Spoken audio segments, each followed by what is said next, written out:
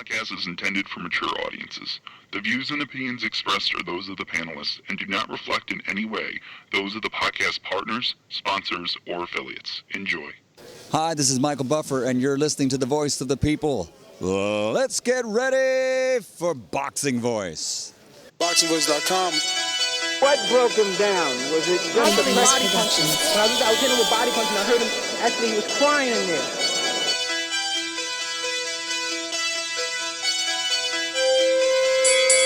You were saying that Biggs was crying when you hit him? Yes. When did that happen? And perhaps the fourth round on? BoxingVoice.com. So that you knew you had him by that time? Absolutely, but I knew he was tough and taking those punches. Beyonce Productions.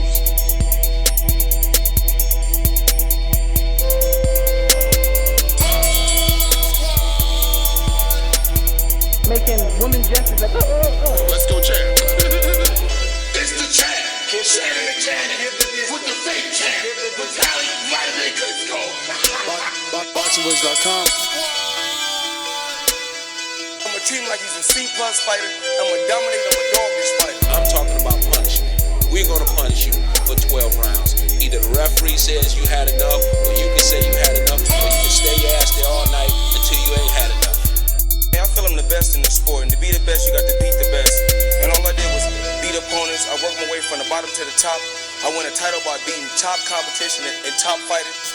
This guy was handsome, he's a paper champion. Do you feel that you're the best super middleweight right now? 100%. Let's go, champ.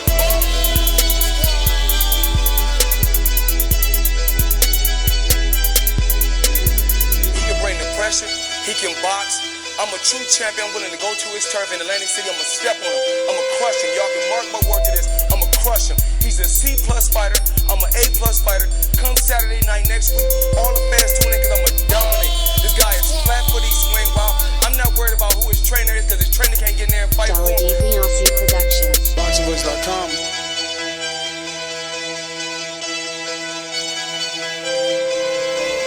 BoxingVoice.com.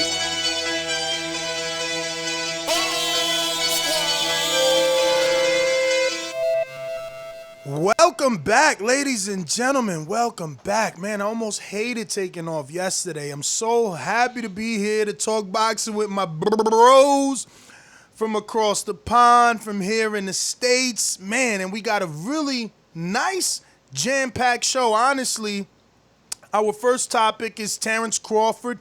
Probably won't be getting a fight against Kell Brook, according to Matchroom promoter Eddie Hearn. We'll bring you all the details and discuss his options.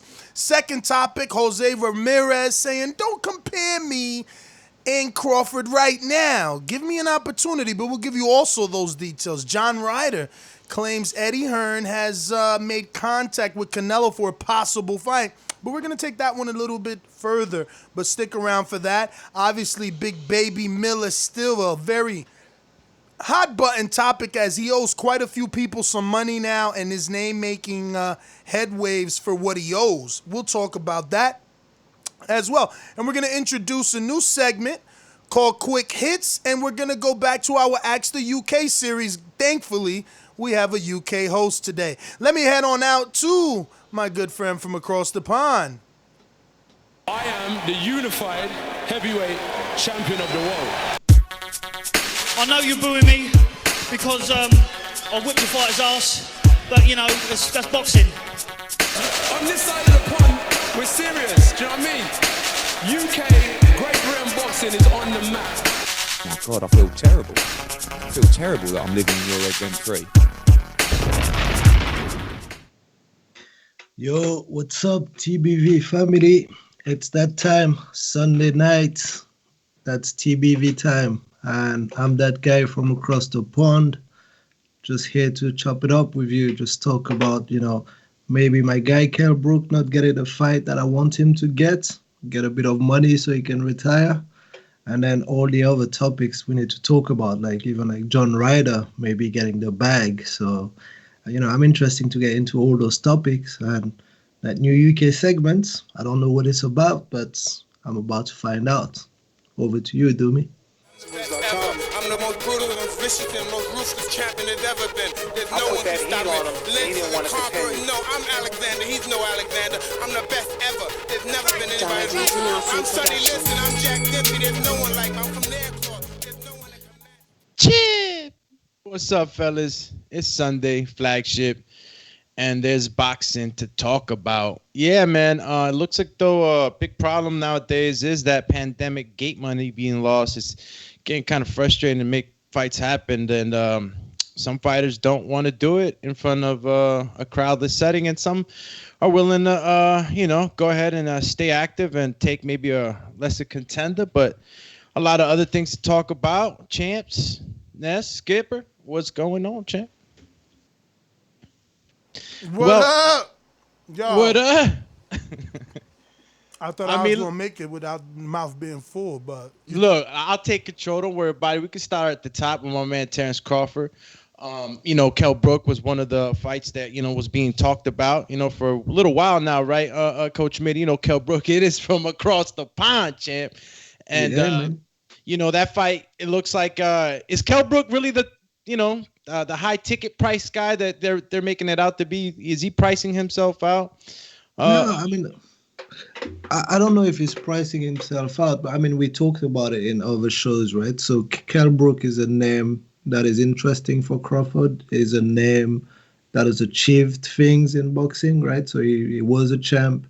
He's a recognizable name, and he has like some clout that comes with him, right? So it may not be the most competitive fight right now, but it's a fight that is interesting for both. Like, Crawford can get like the name on his record, and then when it's all said and done, in 2, 3, 4 years time, people aren't gonna go back and say, "Oh, what kind of Kell Brook did he get?" They're gonna just say that, "Hey, actually he beat like an ex-world champ, an ex like top fighter." Let me ask you this. What do you think about that though? Because it's according to Matchroom promoter Eddie Hearn, that he says former IBF welterweight champion Brook will be out of the price range. So, is it Eddie Hearn? Is it Kell Brook? Like, what's going on? Do they have? I guess it's both, right? So if you want to just go out, right? So if you Kell Brook, you're gonna do something like that for money that makes sense.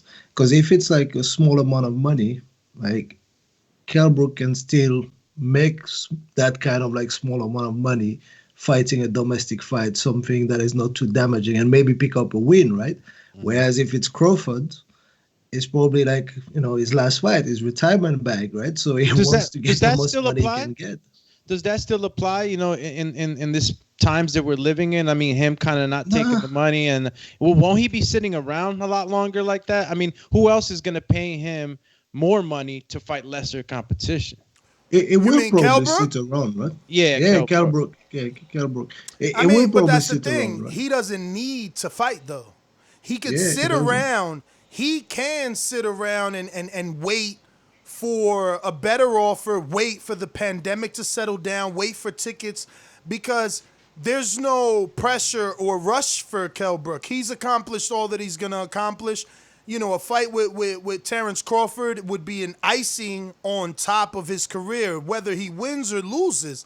Because to Crawford, Kell Brook signifies the biggest win of his resume. It's the biggest win on his career. Kell Brook, in most boxing fans' eyes, is more of a threat than Gamboa will ever be, more accomplished than Benavidez would ever be, or let me not say ever, but more accomplished than what Benavidez was.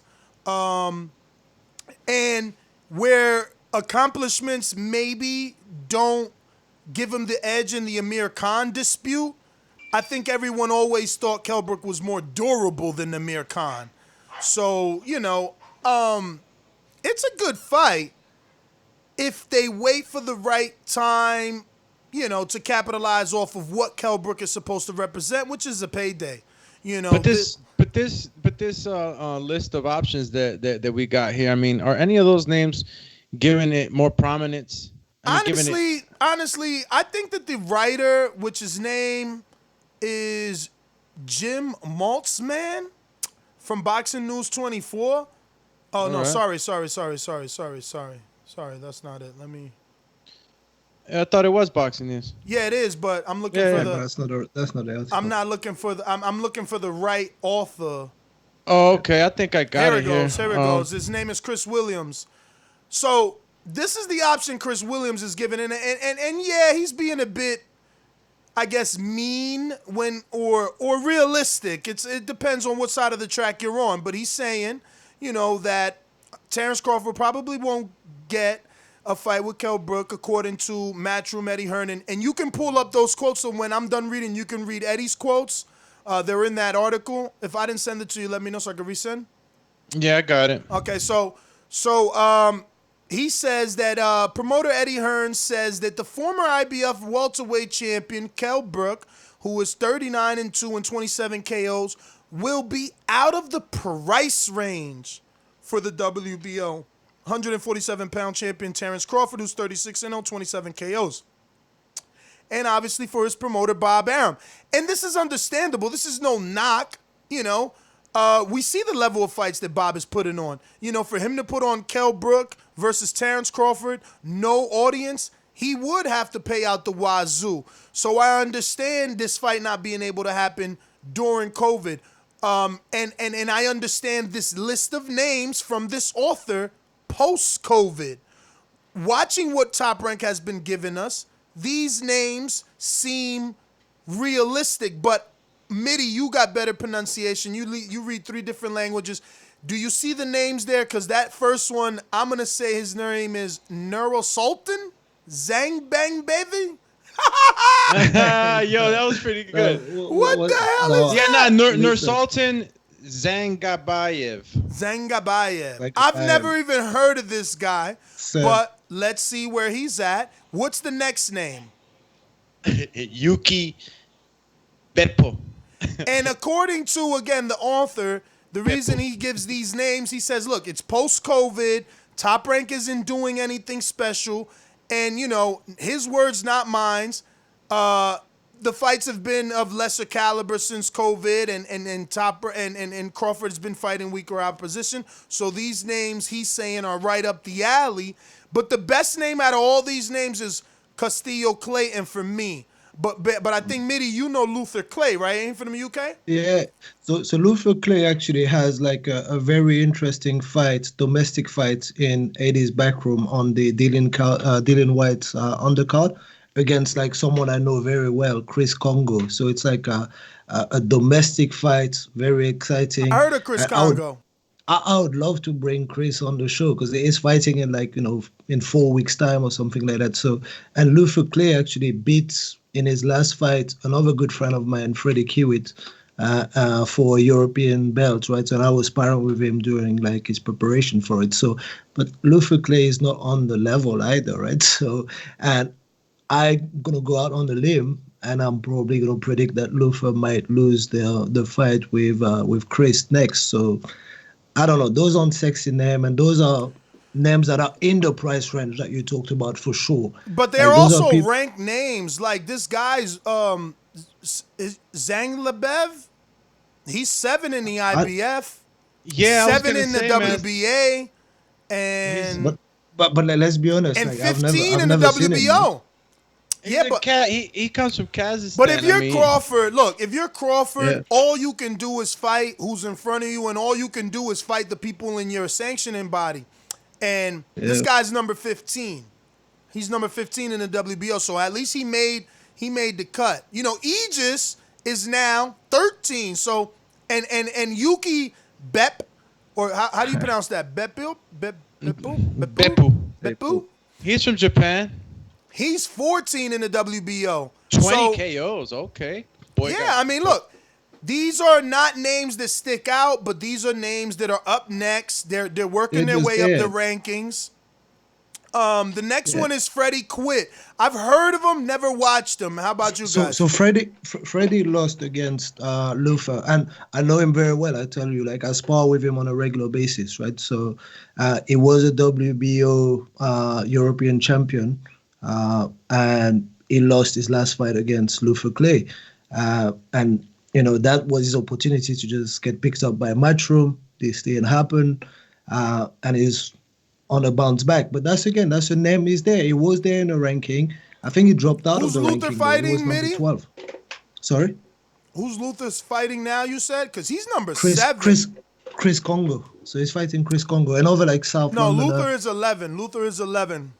Yeah. Custio Yeah, so- Calyton is 7, though. And he's also on the list. I say he fights Sebastian. Get that? Doesn't Sebastian have a title? He got the At least IBO. for- He got the So IBO. Formella, right? So Get the IBO. Get that. man. He can go for Formella. Oh, dang. I've Yo, been get rid of the saying rest that. of the name. Get rid of the rest of them. That's I've been saying that, bro. When poor Thelani Minge didn't get that shot, man. When Thelani Minge was the champ, I was saying that before Formella beat him. But yeah, those are the lists, man. I'm gonna be honest. Custio, I don't know Luther. I don't know Freddy. Never seen Yuki. Never seen Sultan. Mykal Fox, we know him. So, yeah, but Fox just moved up. He started at 140. Plus, him and his brother don't really got pop. I want to see him fight somebody else before he get a shot at Crawford. He's the brother of Alantez Fox. Yeah, you're right. The scientist, right? I'm going to say the two Mykal biggest Fox, names. right? The professor. The professor. For me, the two biggest names on his list. Oh, I got to look up this guy. Who's Bowyn Morgan? But the two biggest names on his list is Custio and Sebastian Formella. You know, those are the two names they need to pick from. But you said it, man. Sebastian brings the IBO. 100%. And I mean, Sebastian also, like, you know, at least for the hardcore US crowd, is a name that you know, because if you were following Tulani, at least if you're listening to the Boxing Voice, you know that name, right? So, but yeah, like, so whereas like a Luther, Freddy, or even Chris, if Chris wins, those aren't names that will do anything in the US. But I would love for one of those three guys to get picked up, because those are people that I know personally and I've got close ties with. So obviously, for me personally, that's something that I would love for them, to achieve, right? Have like a Crawford fight. Although it's money, but it's like way too soon for either of them, right? But if anyone can do it, probably Chris, or can do it. Like, but I don't know, man. Crawford is on a different level, man. So real quick, since we're talking welterweights and options for Crawford, we all know. Let me unlock this, and we all know that Ugas was an option, but now WBA have stripped Batiev. Buzbutin. And somehow Ugas versus Abel Ramos is going to be the fight. But what I'm screen sharing for you to see is the Crawford option in Ugas, telling a possible other option in Rashidi Ellis, who's expressing frustration in an article which titled Ellis is tired of waiting. Ugas tells Ellis, come to PBC, brother. You are in a good historical division. I am sure that your life and career will change. Hashtag Team Ugas. Now, is he inviting Rashidi because he wants to fight him? Because he's putting hashtag Team Ugas, not Team Unity. Is he inviting Rashidi because he does want to see him not be shelved the way that Rashidi Ellis is being shelved? Is he inviting Rashidi Ellis because he knows that Al Heyman is the way? And also, Rashidi Ellis could be another option for Crawford. Now that Ugas obviously is not, because he's going to get a regular title shot versus Abel Ramos. But listen, I thought that we talked about Crawford not even accepting any of those fights, like during COVID anyway, and even post-COVID. Bob keeps saying he's bringing them back. They're saying they keep mentioning them, and they're saying they're going to bring them back for the fall. So they're trying to see what he accepts, I'm assuming. I mean, Rashidi Ellis has been out only for a few months, right? Maybe half a year. I think that's it. Yeah. I mean, look, necessity is a big driver, right, in life, man. And if you're, go ahead. I will tell you, right? So it would make sense for Crawford to be, against one of those names purely because of purse, right? So I can tell you that at least for the UK guys that you mentioned, or the guys, they probably didn't see 20K purse money ever, right? So, and, if they given 30 or even double, that's money that they will jump on for sure. And they should, because not only it's like better purse, like the biggest purse that you've ever had, plus exposure on a level that you've never had. And, they're all proud fighters. They're all young, hungry lions that want to make a name for themselves. So they won't turn down an opportunity at Crawford, 100%. But that means that Crawford is taking the lion's share by far, and that's normal. Whereas if you bring like a Kell Brook, that lion's share just kind of disappears a little bit. And that's maybe why Bob is saying, I'm going to bring him back, but I'm going to bring him back again, one of those type of names that's going to take 20, 40,000 maximum, right? No, listen, how much you think Formella takes? Does Formella look at this Same as... thing. Yeah, but some He a people, champ. some people could can price themselves out even during a pandemic and say to themselves, I got the WBO. I'm working my way up the other sanctioning bodies. Do I take short money for Crawford now, or do I wait? 100%.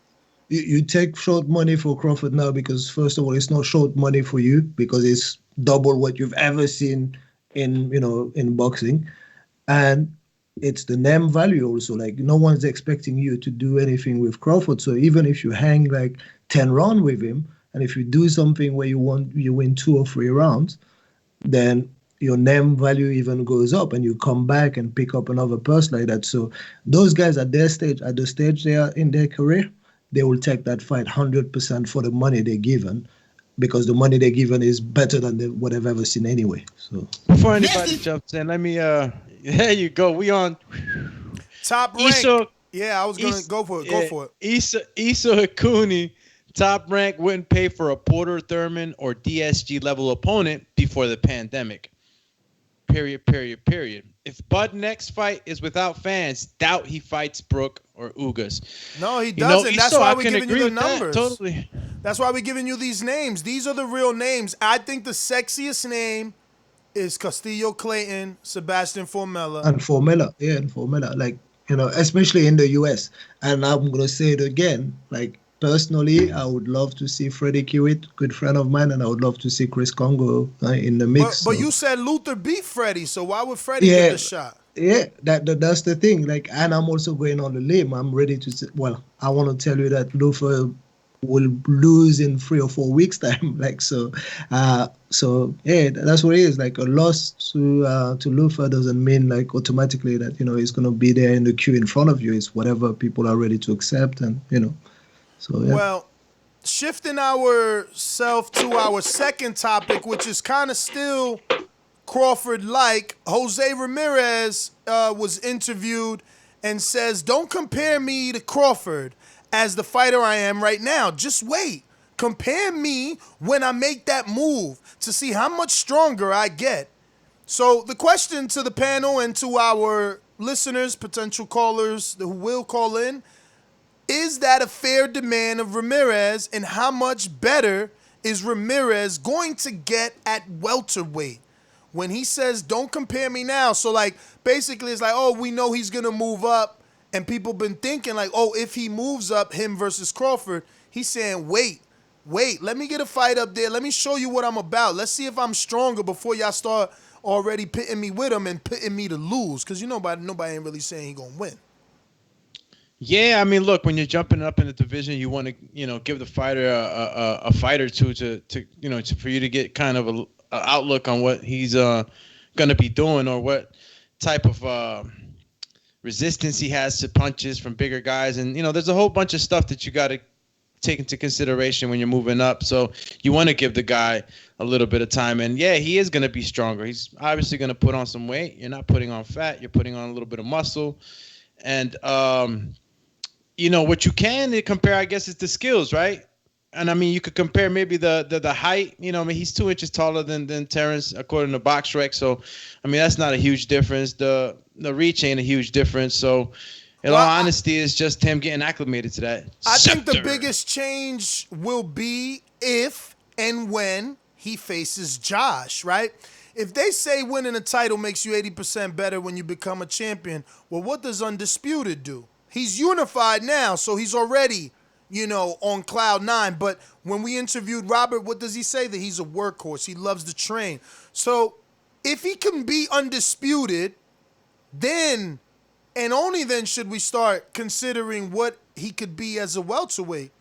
That's my view with this 100%, right? I really want to see him against Josh Taylor, right? So this is where we'll know, really and truly what it can be at 147, because I don't actually see it like as a walk in the park and a given, right? So, and if he struggles against Josh, if he loses against Josh, then 140 is really where he just needs to not necessarily stay, but then reconsider, just try to get over that hurdle before even talking about 147. But that's, I wonder though, because Josh has a deal with MTK and working with Top Rank now. Yeah, 100%. I wonder if you're Bob, do you really want to put them two together? Or You're gonna have to at some do you point. want to vacate, right? Do you want to convince him to vacate and move up for a shot at Crawford? Giving your commercial star, Ramirez, right? Because he's banking on Ramirez, the popularity, all the tickets Ramirez has been selling throughout the years, the Mexican fan base, giving him more time, right? Maybe he can even grab another vacant title because Josh is daring to be great. And if Josh loses to Crawford, who's going to shame him, right? So I don't know. We got to see, does Bob do that? What makes sense business-wise, especially post-pandemic? Is it worth him putting Josh Taylor, Jose Ramirez for all the belts with what money, what crowd? So that what you're saying essentially is like, hey, forget Undisputed right now, because Undisputed is not your big ticket fight. Your big ticket fight is going to be Crawford Ramirez, and just like work the politics of like boxing and just make that happen, right? But then, I'm hearing that Ramirez is one of those guys, right? Is the guy that, wants to have like no doubts over his career and everything. So maybe he's the one that's going to push for, hey, let me deal with that status first, right? So. No, I heard what you heard too. I heard that he wants Taylor. He wants to be undisputed, but he can't help what happens on the other side. If one of the two, because it doesn't just have to be Taylor, if one of the two could be convinced into moving up and getting a shot at the next welterweight champ, like, I don't see why they say no. I think they both end up in 2-3 years time at 147 anyway. So whether they see each other at 140, if that doesn't happen, they will see each other at 147. That's what I think. That's their destination, both of them, right? So, and that's where the more interesting and more lucrative matchups are happening. Go for it, guys. Doomy, you got it, Jared Lloyd. Yeah, Jared Lloyd says the bum Lord Crawford will be fighting the maintenance man or the valet guy. He likes beating on pedestrians. Where are the bud tenders at? All right, Jared Lloyd. Pedestrians. That's the funniest, man. Because I think I remember Floyd when he was like coming up saying something like that on one of the 24/7s, like his hands registered or something, like reasons why he don't get in street fights. I don't know what fighter gave they reasons to like not get in a street fight, but something about the hands being registered. That's hilarious. Yeah. But yeah, man. So do you guys, both of you guys are coaches, man. Do you think Ramirez could get better as a welterweight? So you got to picture Jose Ramirez, hypothetically, either fighting Josh and winning under the tutelage of Robert, and then maybe like a Maurice Hooker. Nah, they did that already. Somebody at welterweight, maybe a Regis at welterweight. Regis not fully a welterweight, just first fight at welterweight. Ramirez first fight at welterweight. Do you see him getting better than what he is today?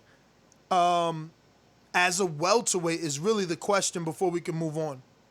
Go ahead, man. Let me end it with this. Let me end it with this because I think this is what Mario meant. Like, is he gonna get better, or is this the best he's gonna get? And let's make the biggest fights now, or is there still time for him to get better?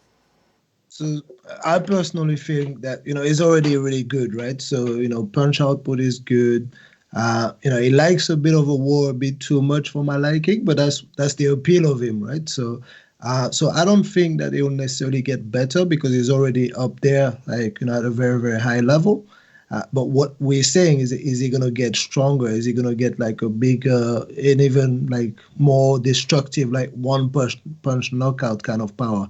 And my answer to that is no. I think he's always going to be that guy that's just going to put punches together and kind of end up getting like TKOs instead of like clean knockouts. Because if he was that guy that will fill in and be punching even harder at 147, is like clean knockout ratio will be even higher at 140. The way he will deal with the hooker will not be like just like putting loads of punches together. It will just put him to sleep, and that's not happening there. So I don't think it's happening at 147 either. And his frame to me looks a bit like too small for some of the bigger 147. So, well, his frame is bigger than Crawford's according to BoxRec as far as height, and he lacks 2 inches in the reach. So I think that's not really going to matter too much, in my opinion, right, Coach? You know, we coaches, so opinions are always going to vary. But you know, he's fairly fresh, 115 rounds in the pros. I mean, I could get a look at the AM boxing record just to see if maybe he's had many in the amateurs, because people don't realize that those rounds count too. You know, you're getting beat on. So the wear and tear on him right now, according to the pros, isn't too bad. So I think it's just going to be that. You know, you're going to have to make adjustments in camp. You're fighting different guys up in there. You know, it's different from the guys you're facing. I mean, when you're in a division, I'd like to think that you're kind of having your eye peeled out for everybody, that you think it's going to be a contender and it's going to be, you know, one of the guys battling for the title eventually. So you want to get an outlook on those guys. And I forgot what the hell I was going with that, but you know, the whole point of the matter is that, you know, he's gonna just have to make those adjustments with the styles that he's gonna face at that weight division. 100%, and that's the thing. Yeah, but is he gonna get better and stronger? That is the key thing. He gets better, and the reason I say he gets better is because he's gonna have to learn more. His camp is gonna have to make the adjustments, and he's gonna have to learn more. So yeah, people don't understand that. Yeah, well, let me just give this little outtake, and then you take it from there, Coach. I like to think that as you're going up the divisions, you know, it's like you're taking a new class. You know, every division you go up, or every division you decide to go up, and you have to take into consideration many things that involve each division. So you know, that's my opinion on it. No, I mean, I hear you, and you know, when he goes in the 147 territory, as soon as you just go, like starting from the 147, I would like to see people adding much more defensive skills into their style, right? Because heavier. The punch power at that weight from 147 upward makes like a big difference. And that's when you start meeting like concussive fighters. And it's not about like having war with those people.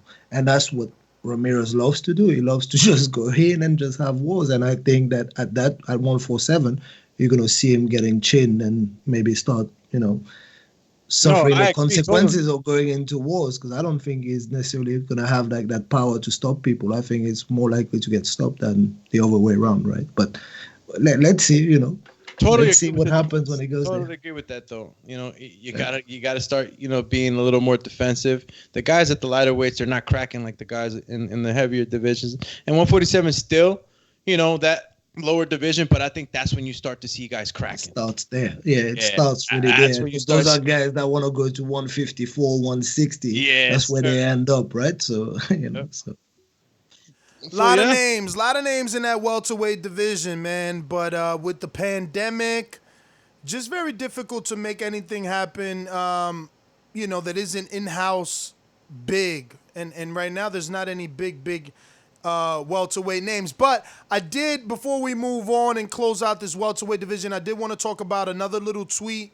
So when Ulgas told Rashidi to go to PBC, Robert Garcia, the trainer of Virgil, said, hold up. He got a welterweight over here on the Golden Boy side he need to fight before he could leave. Then he could do what he want. Ooh, that's what I'm talking about. That's the type of smoke I love to see, you know. Virgil and Robert, confident. They want Rashidi Ellis's undefeated record. Ellis, if he was smart, he would leave. He hasn't been getting the fights. He's not being treated like Virgil. And let's be real, PBC does better with African-American welterweights. One thing, like, so Fighters, period. Yeah. You know, both Virgil and African American Ramirez. fighters. Period. Yeah. You said what? Both Virgil and Ramirez are with Robert. Robert, right? Yes. Okay. I would be interesting to know. I don't know if you've got that information, but what happens in sparring between those two, right? So if we're saying that, hey, Ramirez is looking at 147, we've got Virgil that is starting at 147, probably going to end up at 154, 160. So what's going on there? Do they see something where they say, okay, yeah, he can hang there and he's doing well, or Robert is keeping it on the wrap and saying, now my man Ramirez cannot do it there because Virgil just gives it to him in sparring, right? So, that would be cool to ask him, I guess. But I don't think we're going to get like a truthful answer, which is normal, right? So he's not going to come out unless he just get rid of one of those fighters and the truth will start coming out. You say, yeah, Virgil used to give it to Ramirez, and so. Shout out to Fifth Ave Phil. Been rocking out with us for 7 years, baby. 7's the lucky number, baby. You got it. Moving on to the next topic, we got John Ryder. John Ryder. Out of the UK. Listen, this news, when it came out, it makes a lot of sense. But let me give the facts so that everybody knows what we're talking about. John Ryder claims that Eddie Hearn has sent a text to Golden Boy regarding a potential Canelo fight. Callum Smith, Sullivan Barrera, and Eubank Jr. all have surfaced as potential foes for Canelo. Let's not forget Monroe. What? Yeah, Monroe is also in there. Every training video he posts on his IG says Canelo Monroe. They must have told him he's the backup. That being said, which name do you prefer? Is Ryder better than Callum? Is Callum better than Ryder? Sullivan Barrera, Eubank Jr., Willie Monroe Jr. Who do you want to see? Is the question Well, no, the question is, who do you want to see out of the names that have been surfaced? Not the names you want. It's been Callum Smith with one offer, only one. No, I get it. I get it. But the question is still out of those people, who do I want to see or who makes sense, right? Because Callum Smith is the guy I want to see. Straight off the bat, I will tell you Callum Smith is the guy I want to see against Canelo. Yeah, if you ain't getting Billy. Yeah, so Billy put himself out of that situation, so that's good, right? So we don't have to just even bring him in there and speculate. So I would love to see Callum. Now, do I understand what's going on with Ryder? 100%, and it's taking us back to what we were discussing with Crawford and potentially fighting the Formellas, the Kiwitts, and the Congos and the Clay, right? That's right. These are the COVID opponents. Exactly. So right, and Callum, the money would have to be right, and Canelo will have to accept to just maybe. But not necessarily, because Callum has been out very sobbing, and he said, me and Billy, he said it's been revealed that me and Billy got the same offer, and I turned it down, and Billy turned it down, and Billy got a second offer, and then he even got a third offer. Canelo never really wanted to fight me. He only sent me one offer, and I get him. Yeah. But that does put him further away from the equation. From a business standpoint, it seems like he's the toughest fight. He got one offer. That was it. And they met the quota, right? They could tell the writers, we sent them an offer. It's the risk, and that's what I'm saying. It's the risk that Canelo wants to take for that kind of money. He will just say, hey, you know what? Hey, by the way, I can beat all of those. I'm sure that Canelo, in his own right mind, feels 100% that he can beat all of those under normal circumstances. But at the same time, what kind of risk does he want to take for that kind of money that is on the table with no crowd, with no excitement, maybe not getting up for those fights? He'll probably tell me, give me John Ryder. And then John Ryder is not a bad thing either, because John Ryder gave a close match up to Callum. Manny, a lot I of can't people let you think say that that. Callum won. Right? I can't let you say that. A lot of people might think that Canelo's had some tight fights, but he's never not gotten up for an opponent. Can't let you say that. No, I'm not saying that this is in his habit or anything, right? But every single fighter, will have like different level of motivation based on the fight. That's a fact, right? So you wake up buzzing because you're gonna be fighting Canelo. You don't wake up buzzing because you're gonna be in like potentially like an ugly kind of like little bit of a war type of thing with John Ryder that's gonna come on your chest, and there's not gonna be any kind of sexy clouds attached to it. I forgot to add to this, guys. I forgot. Remember, after the show was scheduled, we found out that Sergey Derevyanchenko is lined up for a major showdown in September. Play the best soundbite, because it's unclear who he will fight, but sources are saying that the Ukrainian is weighing offers to fight Canelo Alvarez at 168 pounds and Jermell Charlo at 160 pounds. Multiple sources told The Athletic. And, then... Exactly. Then The Athletic's own Michael Coppinger's opinion on this is, and I quote, "The smart money is on Derevyanchenko going with Charlo route." Going the Jermall Charlo route. Derevyanchenko is more comfortable at 160 pounds, and his advisor, reigning manager of the year, Keith Conley, has a close relationship with Al Heyman.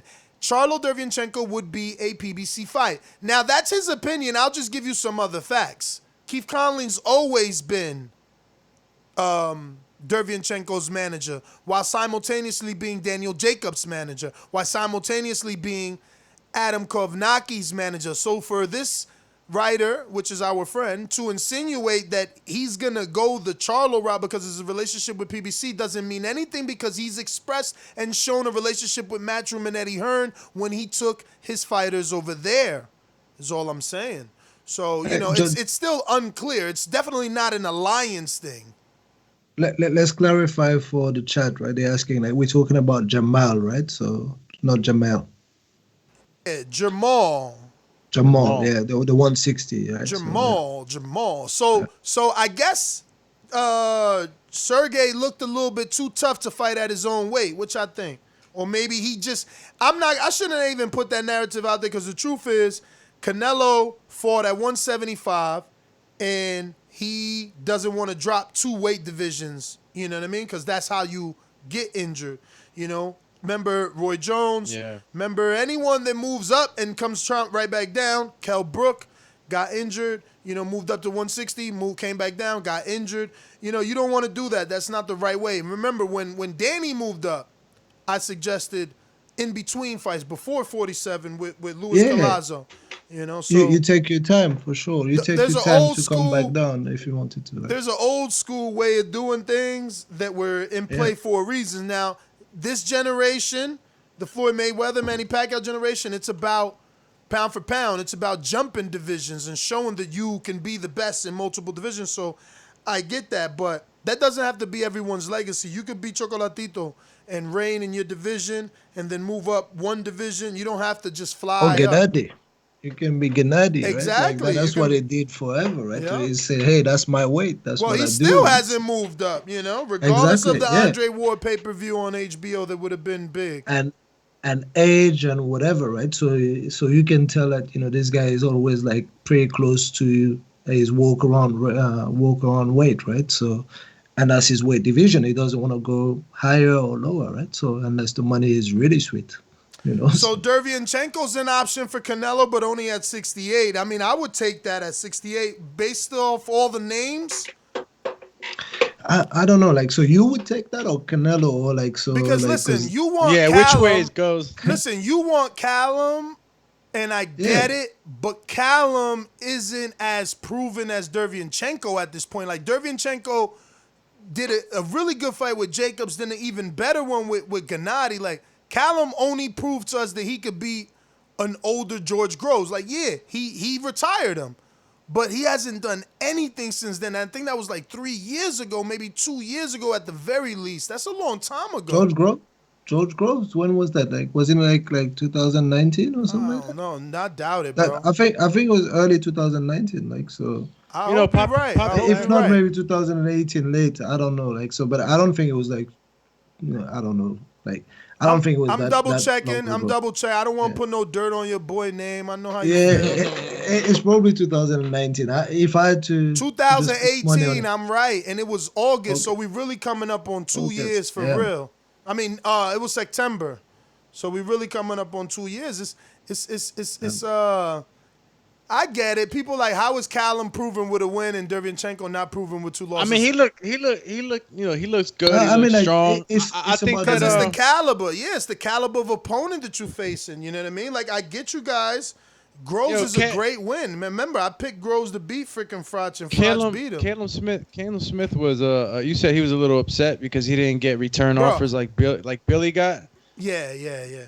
And I'm just just looking while you guys are talking, just to try to get a grip on why. And obviously the social media, and it's one of these factors that we include now, because of popularity and what they can do to move the numbers. Yeah, but the narrative, Billy, the narrative don't even matter because. Listen, Go ahead. I'm sorry. So Billy Joe has 411,000 followers. Calum has 141, and then Sergey has 31,000. 31. Yeah, we knew that. And Ryder got 13 or 11,000. So, listen, like, we talking about IG followers now? Yeah, Like, we mentioned this stuff, Coach, and it's considered in the numbers, in moving the numbers. Yeah, but Doomy, it's post COVID. We're not even thinking that far anymore. Like I don't, it's all about dollars now. Who's taking what? So you think Sergey Derevyanchenko took less, or takes less, or has been in talks to take less within the team? I think that Sergey receives an offer, and he's gonna turn it down because it's not gonna be any greater than the 5.5 that they already offered him before COVID, and it's gonna be out of his weight division. Listen, like aside from the IG followers and all that, like I know, like you guys not completely convinced about Callum because the type of fighter he is, at least, like again, we can just go based on his style. He's the guy that will just give you no frills, right? But will do everything like right. And when you look at him, it's not exciting, maybe it's not pleasing to the eye or whatever, but the guy, I personally believe, is huge, and I believe is a real threat, right? So, and he's good. He's good. Yeah, but that's out of the all thing. those opponents, in terms of like who can High just, risk, no would put reward. money on to win, I'll put on money to Callum. If you give me £100 and you say, hey, you got £100 and you've got to put it on one person out of all the names that you mentioned to win, take a gamble. I'll pick Callum. I'll say Callum is the one who can win that fight. I won't take their I'm gonna take that same £100 and put my gamble on who gets the fight, and it'll be the guy that lost twice to two big names, not the guy who hasn't fought not one notable American name. Like, I get it, but that doesn't make him a lesser fighter. That doesn't make him a lesser fighter than Derevyanchenko. He'll never get it. Canelo met his quota with the Smith brothers when he beat his little brother. Hey, that's what I'm saying. Like, so that's what Callum, and that's the problem with all the Smith brothers, right? They're too, just like outside of the ring, they're too quiet, they're too nice, they're too well spoken. Callum should just be making noise right now. Say, yeah, you got my brother. Like, let's run it. Like, I'll eat you. Blah. That's what the kind of thing you wants should us be to doing. believe that the apple doesn't fall from the tree. You hear me? That's what he wants us to believe, listeners of America. But the truth is that there are 3 brothers in that family. They're 3 world champions. And, they not the greatest. They're not called Gary Russell. They're 3 brothers, and they're 3 brothers. Paul Smith was not a world champion. Chill, stop playing. Yeah, like so he tried to slide that. He tried to yeah. slide that on us, y'all. I know Paul Smith. Yeah. Andre Ward beat sense into that boy.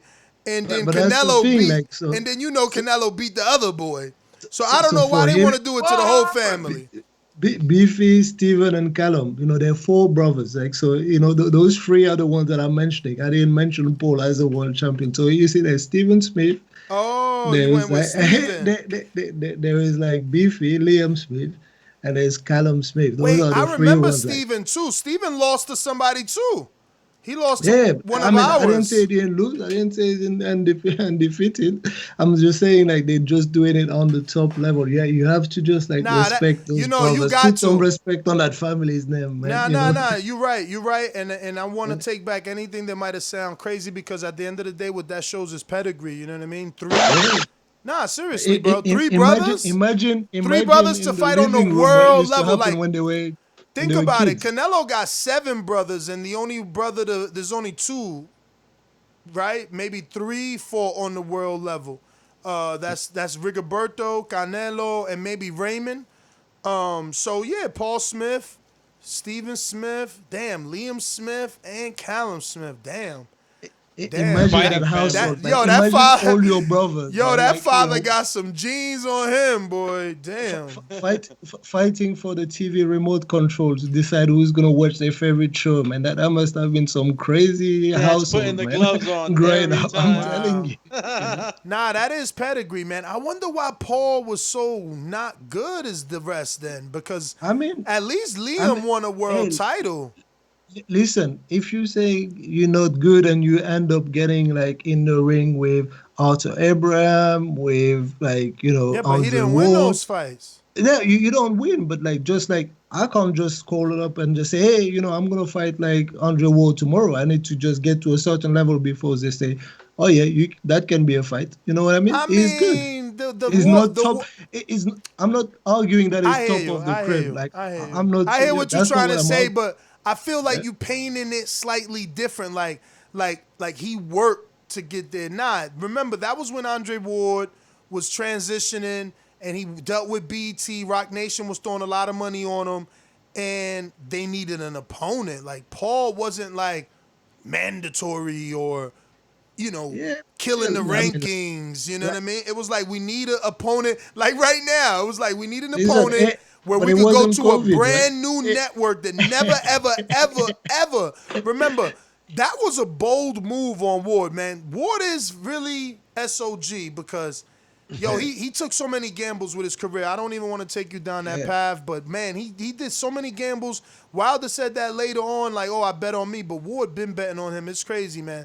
Somebody needs to do a totality article on Ward, like, bruh, crazy. Little promoter. To like, pay-per-view star, right? Because, wow, True. he had a little promoter, man. He was with Goosen. Anyway, where we at? We are on now. We are at Baby Miller. Oh, man. It's Miller time. Yo, so Miller, first of all, posts this post that you're looking at. Bad feeling about this. The post you're looking at on YouTube right now. And if you are on YouTube, don't forget to hit that subscribe button. We are really close to that 115,000. Looks like a few of you have been listening, so I want to just shout out those that have subscribed. Because it looks like we are 151 away from 115,000. So, Everybody put your hands in the air. Definitely. And when your hands in the air, hit that thumbs up button and the subscribe, plus the notification bell. First time we go live today, but you know how we do Monday through Friday. We really rev things up. You don't want to miss any of those shows whatsoever. That being said, Big Baby, as you can see right here on youtube.com/The Boxing Voice, took to his social media and post this picture of himself, cartoon image, jacked up, ironically, a jacked up image of himself with the words carved in his back, "Me against the world." And then, a bunch of stuff that I'm not even gonna read, to be honest with you. But I will give you why we're gonna talk about Big Baby, and it's because he still owes from a canceled AJ fight. He owes Eddie Hearn, and I quote, "He was due to make good money. He had a sign-on bonus from Top Rank and James Prince, I believe, which he probably gonna have to repay. He owes me money. We're getting paid from this fight for the money he owes us from the Joshua fight. The upfront payment that we gave him, which he has to return because he failed the drug test." So they were trying to get their money off the Jerry Foster fight. James Prince gave him money to get ready for the Jerry Forrest fight. I said Foster. So for the Jerry Forrest fight. So this is Eddie's quotes. Once again, he is saying, that Big Baby owes him 50 stacks, and we don't know the amount that he owes James Prince. But, yeah, man, Big Baby back in the media, and it ain't for nothing good. What you gonna do, man? What are you gonna do? I mean, look, at the end of the day, the world's crucifying him, you know what I'm saying? And others are being hopeful that something can come of this where he's still being able to fight. I mean, look, we've covered this so much, but now, we have other people speaking on it. And did Serafina ever return? Say that she was going to return on the show to maybe come on and maybe speak on some things? Yeah, just we had to reschedule. I always get blah when it's time to reschedule. I hear you. Yeah, because we've seen her do some interviews, and I seen the one you said on the pre-pro whatnot.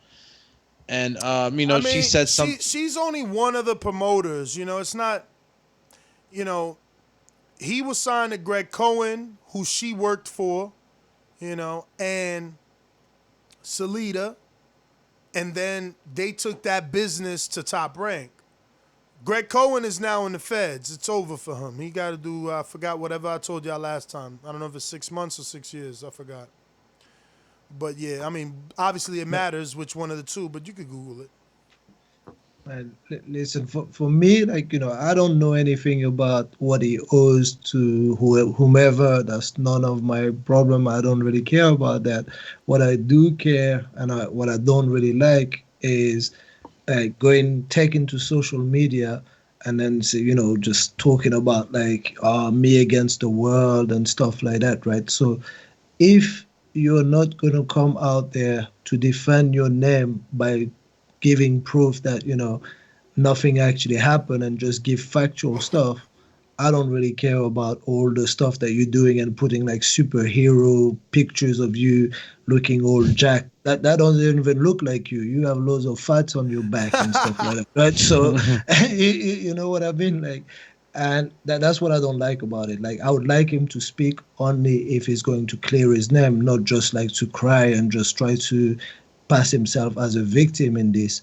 And maybe he is, but if he is, I would like to hear why, not just those type of posts that are cryptic and, I don't really understand what he's saying, man. So true, man. True. Him with the hulky back, me against the world. Look, maybe he's really confident in. Well, you gotta believe he's receiving tons of people just, killing him, and rightfully so. But you gotta understand that as a celebrity, it comes in tenfold, Doom. Yeah, but he has to take himself away from that. If you can't deal with that, and I understand that, I don't know how I would react just getting loads of hate and all those things. Just take yourself away from that situation and don't say anything if it's not to clear your name. Because what do you think people are going to go on his tweets and what are they going to do? They're just going to add to it, right? They say, what are you talking about? You against the world, and as if someone forced you to take all those things. And now he's talking about it's not because you pop that it's automatically steroid and all those things. It's a SARM. So what does that actually mean? I don't know. Well, Mitty, let me give you a little sustenance, I guess. Attached to that picture you saw. In that post, he says, Allah has a plan for us all. I never question the Creator's plan for my life. I will remain strong, confident, and continue moving forward on this difficult journey, but one that I am definitely built for. To my family, team, friends, and fans, I thank you for your continued love, support through this tough time. I love you guys for genuinely standing with me. I've seen and heard several individuals calling for me to be banned from boxing. Period. Such fools. I have a lot to say on that shit, but it's a conversation that I'll revisit at another time. My fight continues, and it's one that I will win. I ain't ever laid down in a fight, and I ain't ever gave up on myself. Never been a quitter, and never will. Big Baby is still here. Man, it needs to be a quitter, man. It needs to quit those steroids and all those things, man. Moving on, man, to this UK hour. Liam Williams needs... look, man, he, until he could get back in boxing somehow, whatever. Mario came up with that, and he got two segments that he's not here for, but we're going to do the best we can. I just want to interject Liam Williams, man. Like, Frank doesn't do a bad job of promoting. You know, Dubois is big. Fury is who he is. Billy Joe, I knew him because of Frank. You know, he does okay, but he's doing terrible for Williams. I mean, even Warrington I knew because of Frank. Frampton I knew because of Frank. Like, he's doing terrible for Williams, and Williams is doing all the right things. He's training nonstop, and I'm talking Liam Williams. Liam Williams, you know, I think the biggest knock on Liam Williams is that he lost twice to Liam Smith, right? It's hard for me to make a case. But it was controversial. The first one was super controversial. Both of them were close. They retired? But how hypocritical? But how hypocritical is it for me to make a case for Liam Williams to get his shot with Boo Boo when he lost twice domestically to Liam Smith? All right, that being neither here nor there, except for being context information that, you know, casual fans needed. Williams is Clubber Lane and Boo Boo. Boo Boo is not even answering him. I mean, he's consistently saying, oh, watch he vacate. He don't want to fight me. I mean, he's saying so much, and Boo Boo is just, like, ignoring him.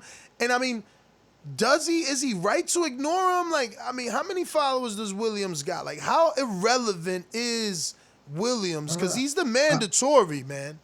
I don't know if he's like too much, but like, hey, let's come back to the first, like the comment about losing to Smith. Like, so you don't give him credit for what he did to Atlanta's Fox? Yeah, like hell that, yeah, that was like that was a good hell win. yeah, like, hell that yeah. was convincing, right? So Yeah. I get and he did it. He did it real good too. He did it real I'm telling good. you, right? So I mean, there are stories that Alante says he got there the Monday and the fight was Saturday. Okay, who bought flight tickets for him? Like all those kind of things. Yeah, but like you know who buys the their tickets, problem, right? So that's their problem. Yeah, but man. you know Like, who buys the tickets. Come on, champ. come Frank on, Warren man. buys you the tickets, man. Yeah, fighting but on his you promotion. need to tell him like, hey, this is where I'm coming. Like people need to take like, and actually, I don't even know if that's the case, man. I thought they were there, like, you know, because I remember like staying like somewhere close by the venue, like somewhere in Cannington. They rented like a flat. I think they were there 2 weeks ago, 2 weeks in advance. I'm telling you. I think the rumors were something about not being acclimated, but it doesn't matter. This is not about Fox. It's more about Williams. Just again for context, he's got 28,000, so he's right behind Sergey Derevchenko, which is shocking to me. I thought he would have had more. Again, being a UK fighter, UK people usually love their fighters. True. But he's a worker. He's with Ingle, which is the trainer of Kell Brook, for those that don't know, and Kid Galahad.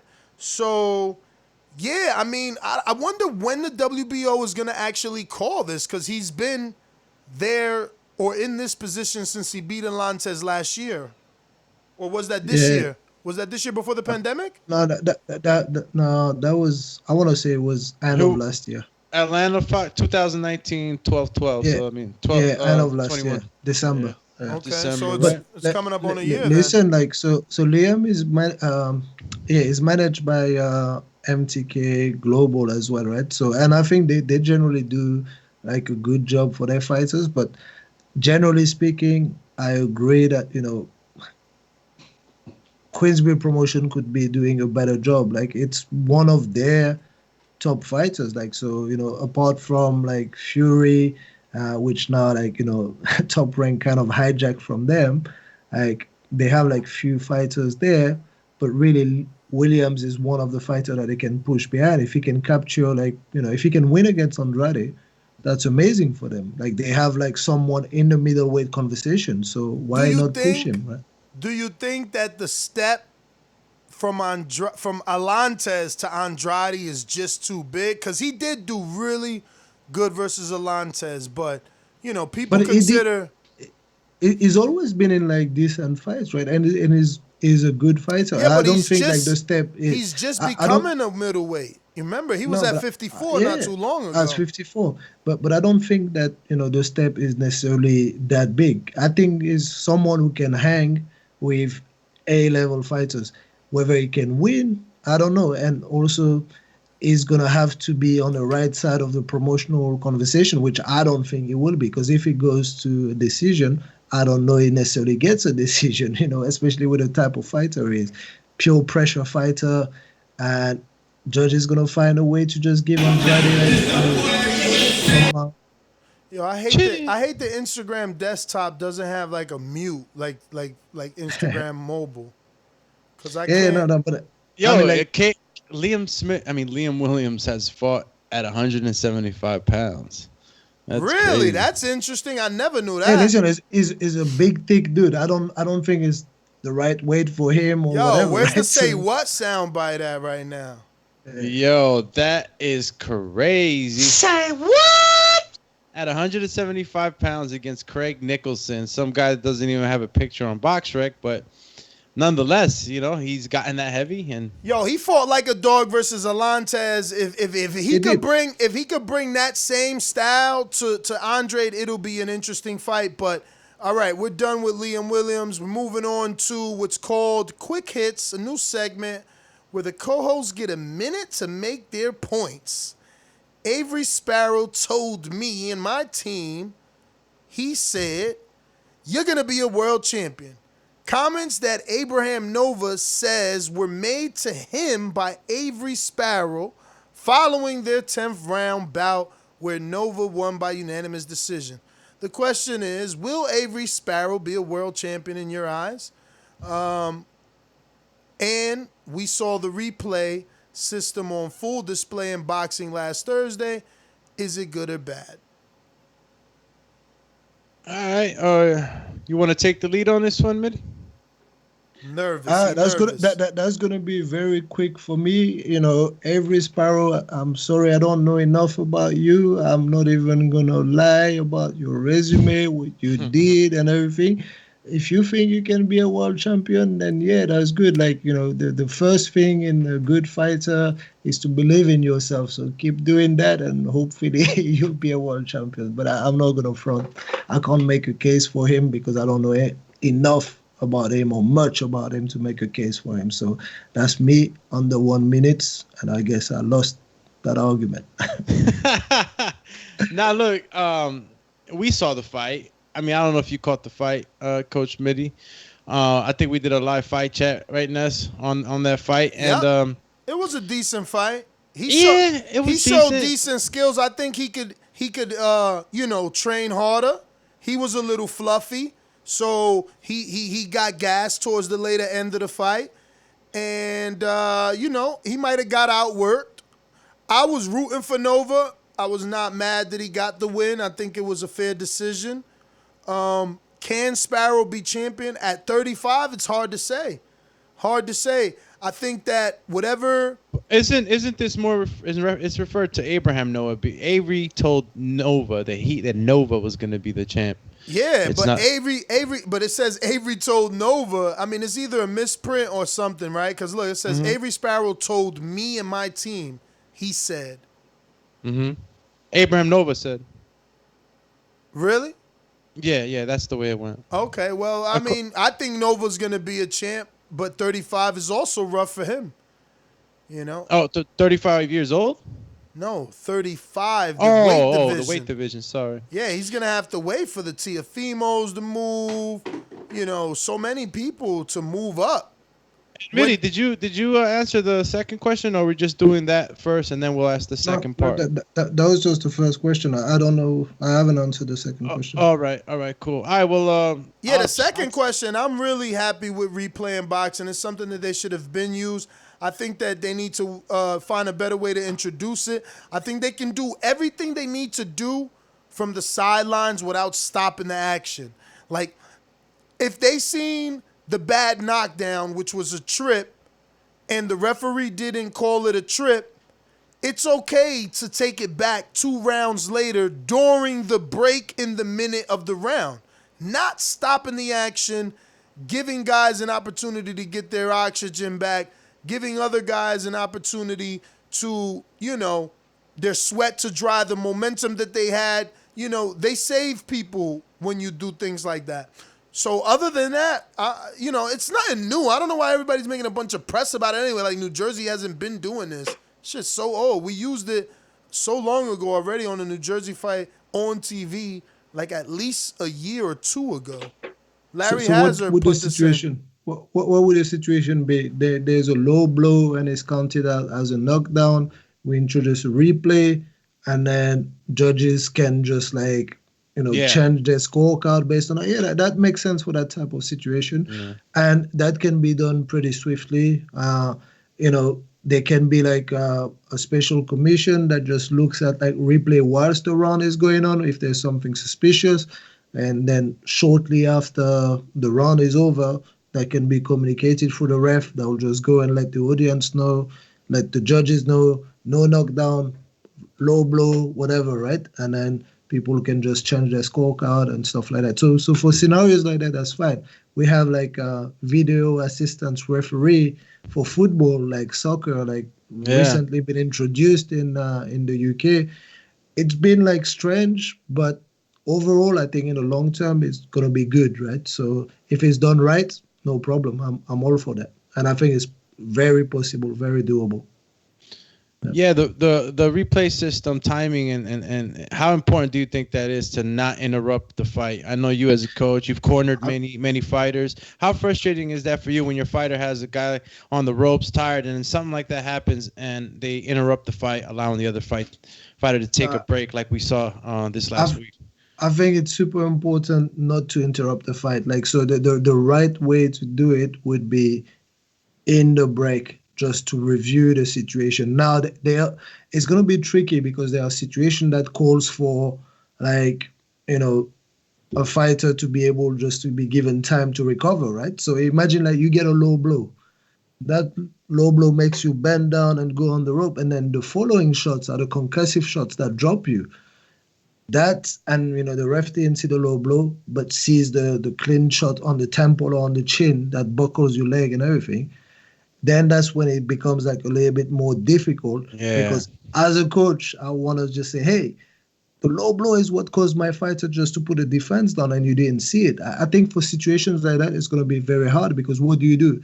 You just like finish the run and say, hey, by the way, this is not a knockout or this was not a knockdown, and you get additional time to recover. I think that's going to be kind of like difficult and disrupting the flow of it. So there should be like some certain situation when you use it. Some others, it's going to be a lot of controversy and, it's going to be difficult.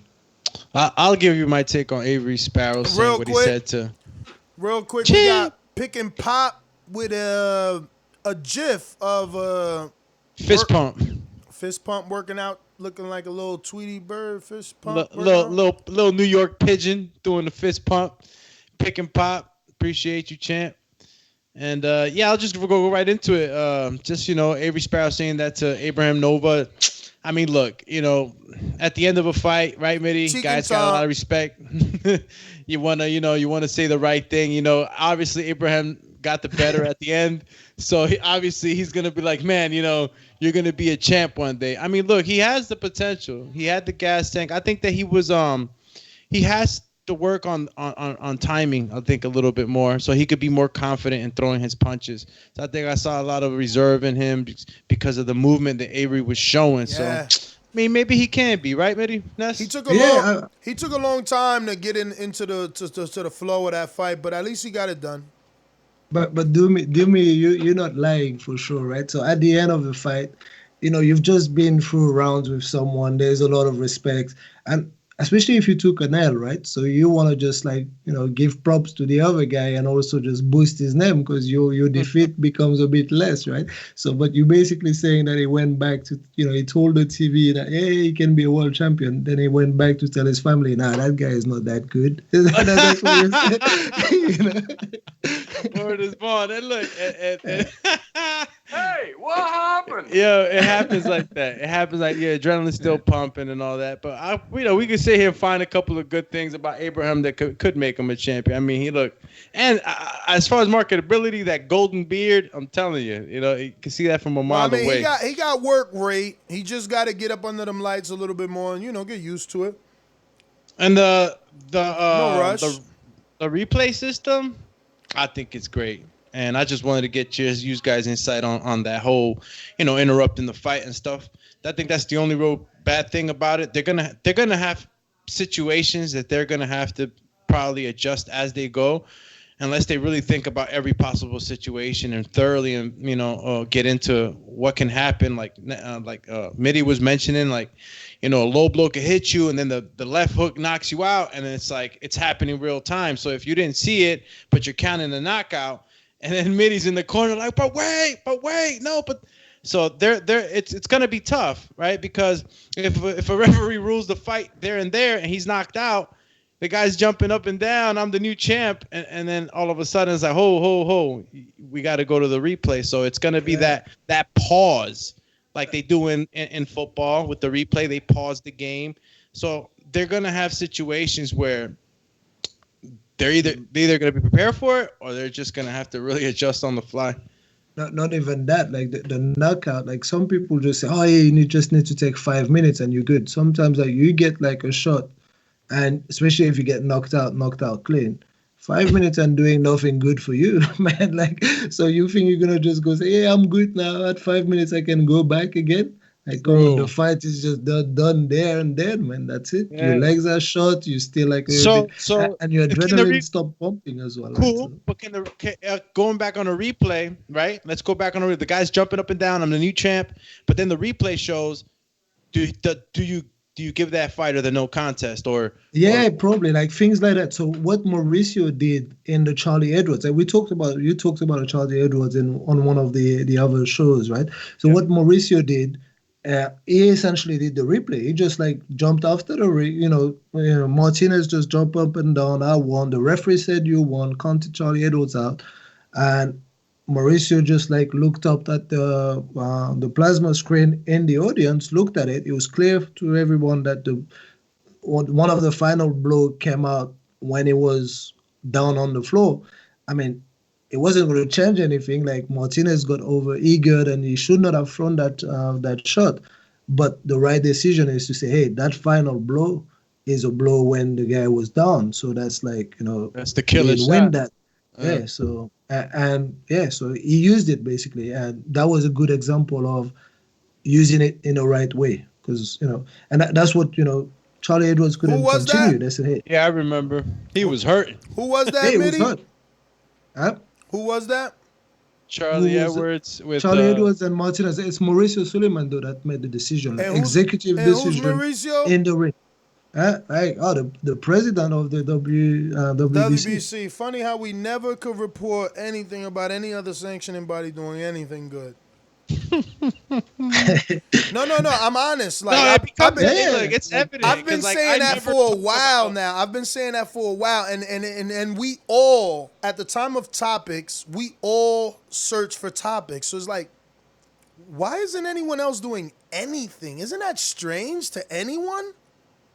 Like, they're not holding a charity. They're not giving away turkeys. They're not getting in the ring doing instant replay. They don't have a VADA program. What are they doing?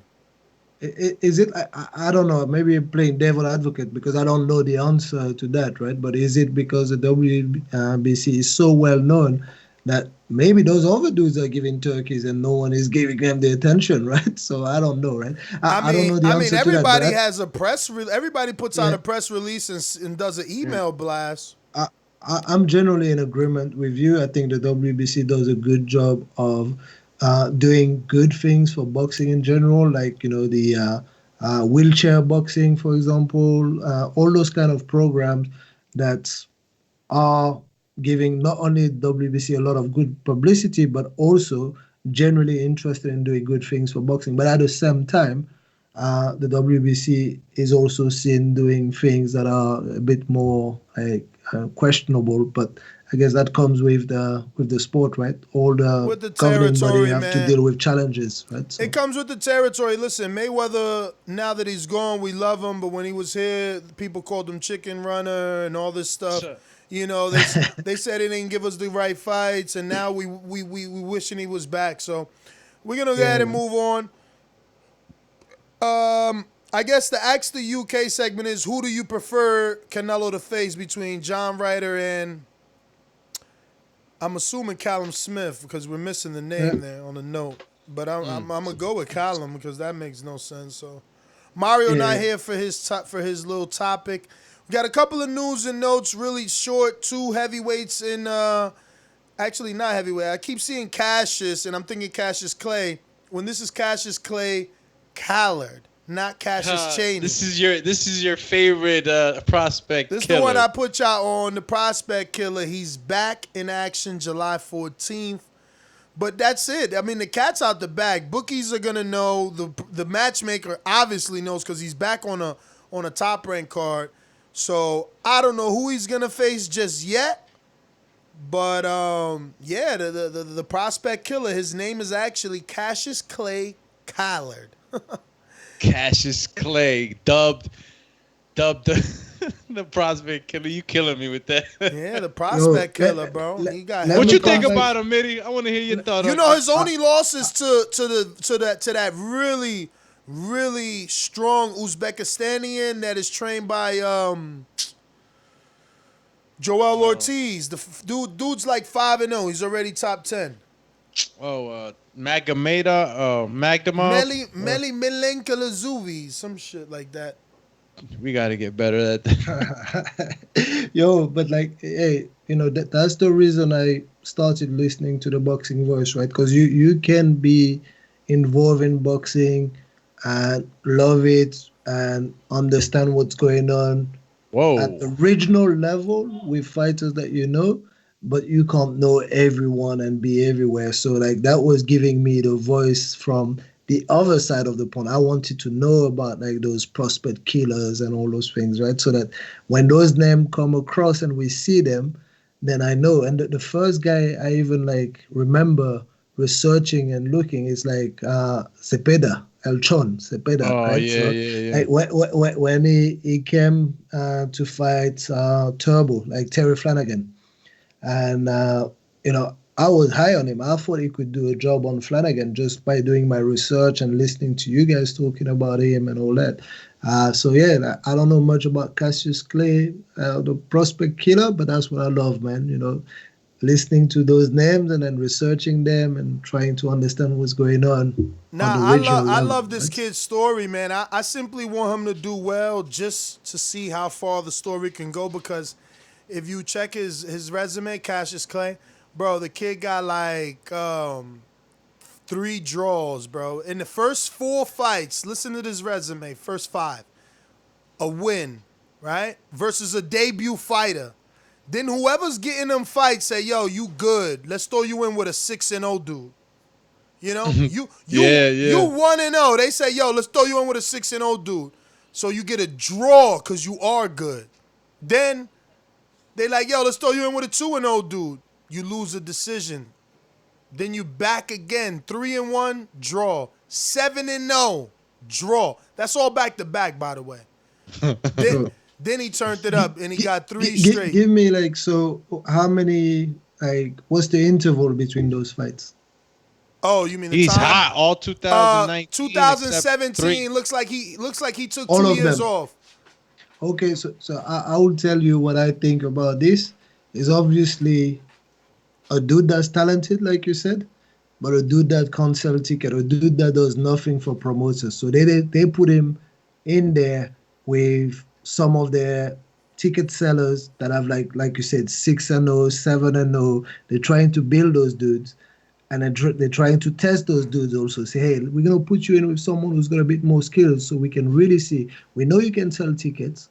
Now we want to know like how far we can take you. So they put him in with that guy, and the fact that he's getting those draws is probably winning those fights, but he's not a house fighter, so that's a draw, right? So, and that's what's going on. That's the business of boxing, right? So that's what I think is happening with that dude. So he must be good, but unfortunately, he's not marketable. When does that guy get a chance? No, he's gonna get marketable because the fact that he's announced on the card and there's not a fighter, that means he's no longer the B-side.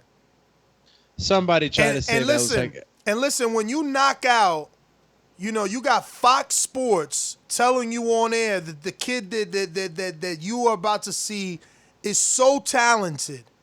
His family believed in him so much.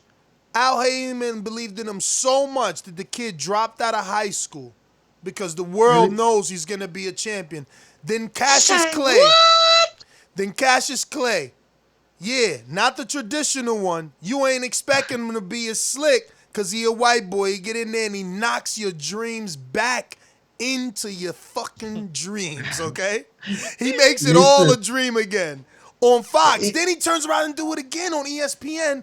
It's time. He could be marketable. It happens. It happens for some dudes like that. And, you know, that reminds me, like, the story of Sam Eggington. Like, that this is what Sam Eggington, like, started off as someone who was going to be the opponents and build people up. He started off as a journeyman, but not a journeyman that is blatant. You go out there and you lose. You go out there and you test people. But then they started to realize he's a prospect killer. He's the guy with power. Maybe we can start doing something with him. And with the right promotional machine behind, maybe we can turn it around, especially if you can knock people out, which is what Eggington could do.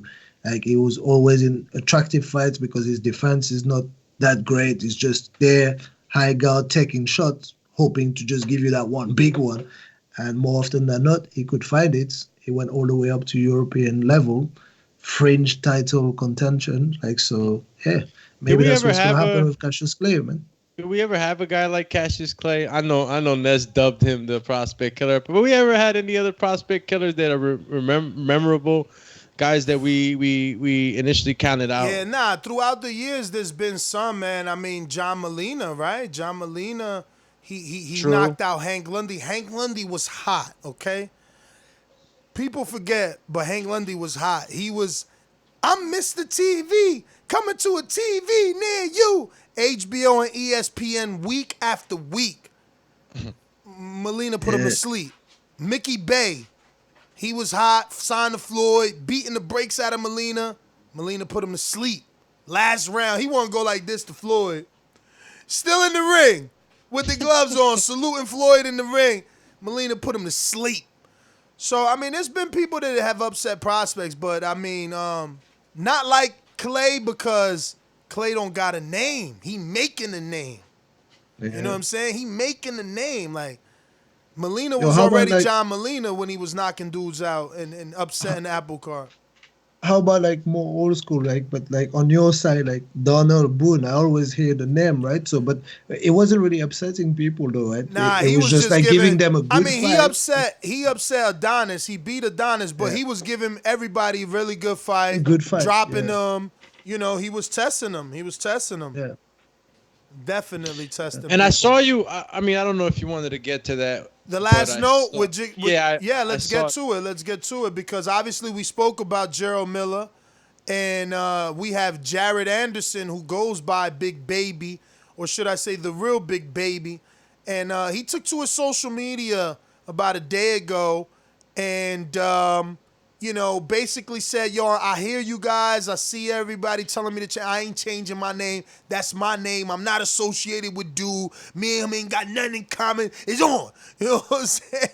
So I guess the question is... Did you want me to read the... Yeah, if you got it, champ. I got it, champ. Let's go with it. Yo, I never had a co-host that worked like that. Yo, if I don't got it, it don't get read, champ. Like, all right. We gonna read it. I've been holding my tongue, trying not to speak on the situation, but y'all can kill the noise about changing my name. It's Big Baby, plain and simple. I'm not him and not associated with him. This name tattooed on my body twice. I'm not changing it for nobody. Ooh, hey, yo, it's so funny that this is happening. It's so funny. We don't get no credit. We don't get no credit, but 20 years from now, we going to be part of history, yo, because it's so funny that he says that when we on like a show or a week ago mention that, like, is Top Rank setting them up by putting them both on the card? Are they going to eventually fight for the name, the good baby, the bad Big Baby? And look, now he's already setting that line in the sand like, bruh, you know, this is my name. I ain't taking it off. I like the energy. I think they're going to be bringing Jared back as well on... I don't have a date. All right, I'll check it out. But I believe he's coming back. What I want to know, though, is why he tattooed his name twice. You know, I mean, he probably got like maybe cursive on the neck, small, then maybe something on the forearm, big. I don't know. He's 4-0. Yo, don't change his name. KOs.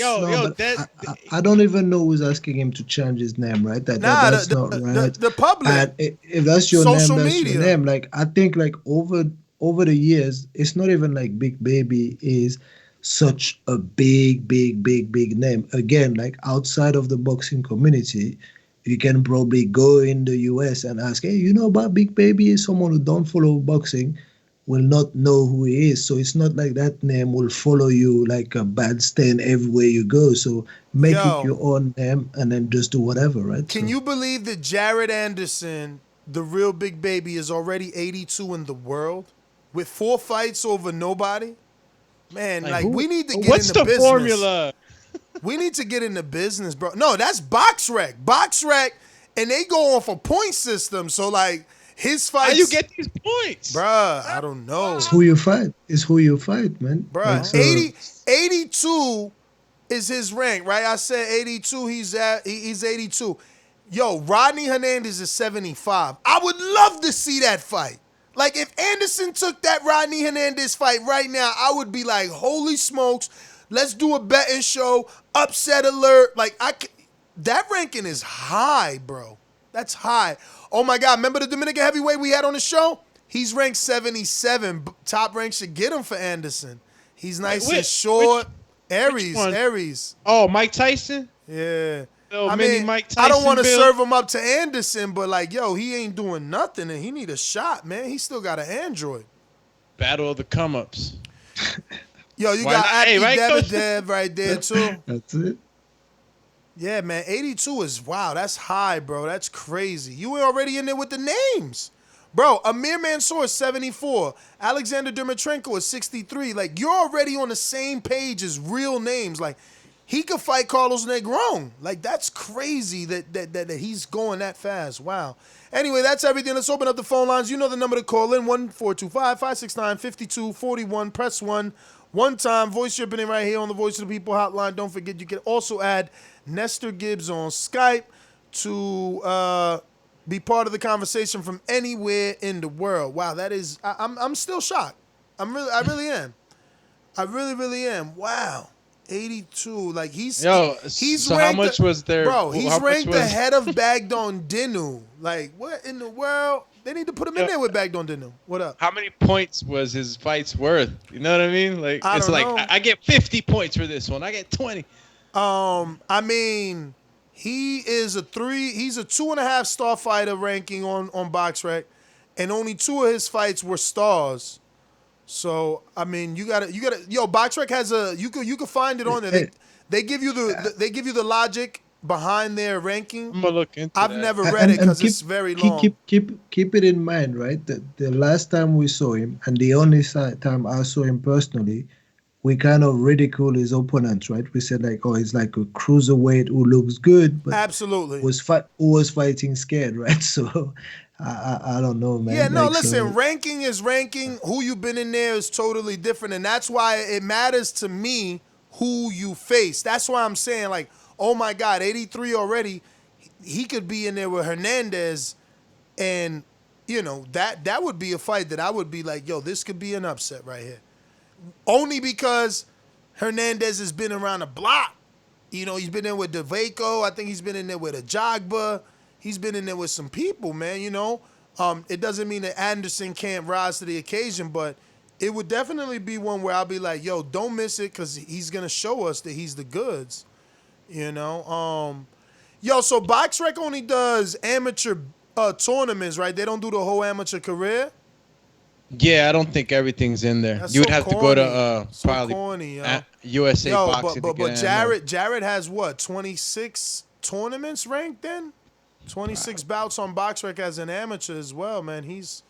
Look, let's see, man. He's with the right promoter. You know, as much as I hate Top Rank and their diet, they know how to bring you up. And look, he faced 4 dudes. He's already 80-something. That means with another 4 dudes, he'll finally face someone, and then you'll be satisfied. Like that, they know what they're doing over there. Yeah. But let's go out to these phone calls and Sponsors.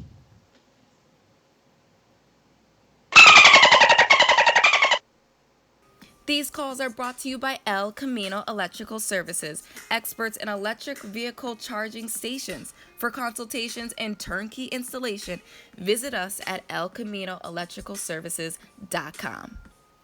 Remember to rate us 5 stars on iTunes. Alrighty then. Let me go to James. What's going on?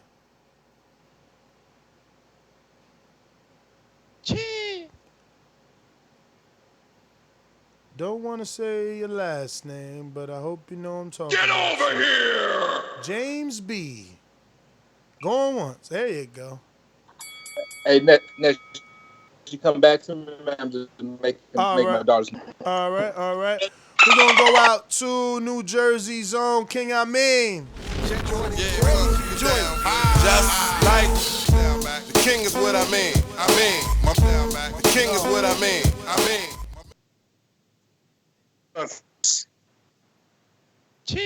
Yo, y'all can hear me? We do. What up? All right, listen. I'll say, Michael, that's the same cat. His brother is on.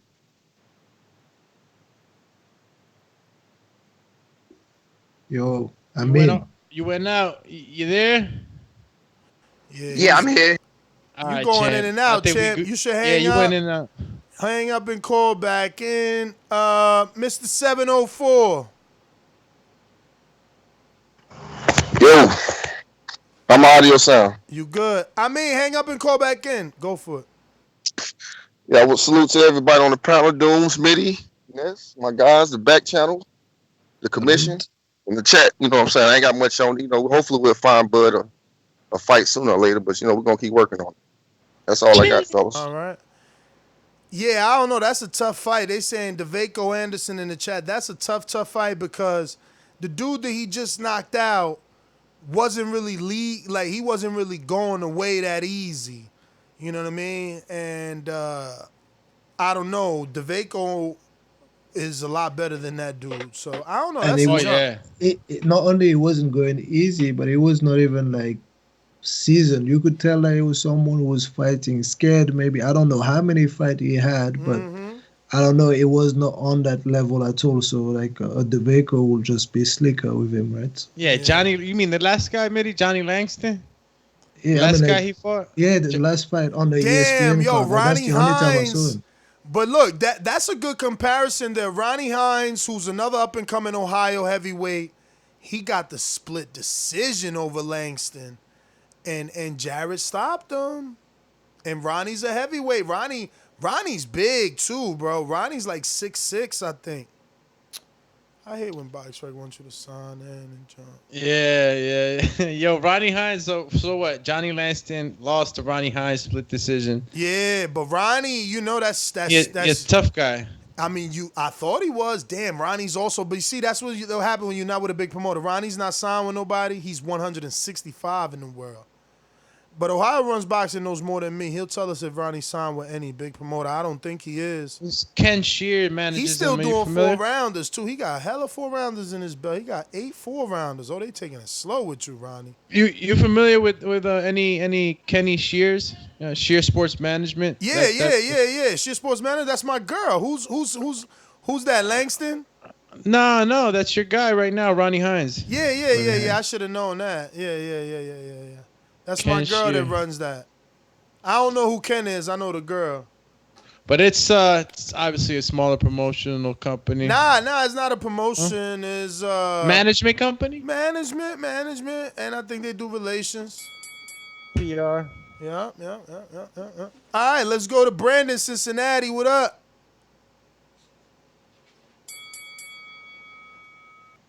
What up, Ness? Can you hear me?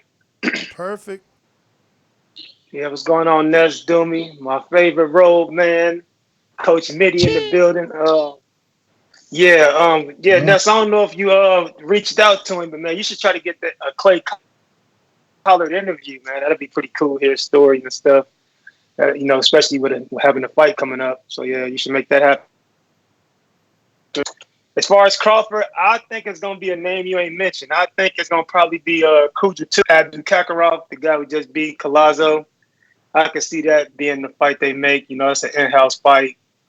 Guys, ranked. I know he's ranked real high in the IBF. He was supposed to be fighting for an interim against Sergey Lipinets, but why fight for an IBF interim when you can fight in-house for the WBO championship right now? So that's what I think it'll probably be. Kujatulo. As far as Jose Ramirez, I feel him. Let him move up first. He don't want to talk too slick because that fight could easily happen if he say something too slick and put his foot in his mouth and have to take that ass whooping. So, let him, get to 147 and test his feet a little bit before he get in there with the baddest man on the planet. Big Baby, I ain't really got much to say about Big Baby. He'll probably be working security for Matchroom and Jay Prince for the next 10 years for free to pay that debt off, man. He might be Neil, AJ, he'll probably be AJ's bodyguard Neil's assistant or something to pay that debt off, man. So can't really worry about him right now. John Ryder and Callum Smith, that ain't really debatable. I mean, Callum Smith has a title, John Ryder doesn't. So, that'll be the better route for Canelo, but I'm thinking it's probably going to be David Lemieux. Like I said, these guys are trying to keep these fights in-house. David Lemieux's Golden Boy fighter. Got a decent resume, so I think it'll probably be Canelo versus David Lemieux next. I think I touched everything you guys talked about, man. So, everybody just like the show. Hit the thumbs up. And like I said, Ness, if you can, try to get that Clay Callard interview sometime soon. And the real Big Baby interviews. We need both of them, but that's my call. Everybody put your hands in the air. Chip. Made a lot of good points. But I don't know if it was Ness had somebody locked in for next caller. But while he figures this meme out that he's trying to work out. Nah, it's so funny. It ain't even a meme. It's so funny that he said try and get real Big Baby. Right? First he told me to do Callard, so I went out to Callard's IG to see what's popping with him. But before I could find him, I checked my messages, and Big Baby's trainer, K. Kimura, hit me up so we could get Big Baby on. And I'm like, yes, I've been trying to get that thing popping for mad long already. I've been wanting that one. So, yeah, that's a good look. And hopefully we could get his other girl. He got a whole team, man. I'm trying to get up in there. He got she's gonna fight too in like a week. Michaela Mann. Okay. Yeah. Wait, Michaela? Oh, yeah, she's better. She didn't have any symptoms, right? She just had a quarantine. It's over. She back. So Yeah, 2 weeks I got Clay right here. Who she's fighting? She's running that back. Oh, she's actually fighting that girl she was supposed to fight. Same fight. Everybody said she was going to duck. Yeah. So that's it. Yeah. So that's official. That's definitely not a duck. Yeah, but that girl got mad losses. People just crazy. That girl got mad losses, man. I was looking at it a little bit more. Everybody wants somebody to be ducking. That's what it is, man. Yeah.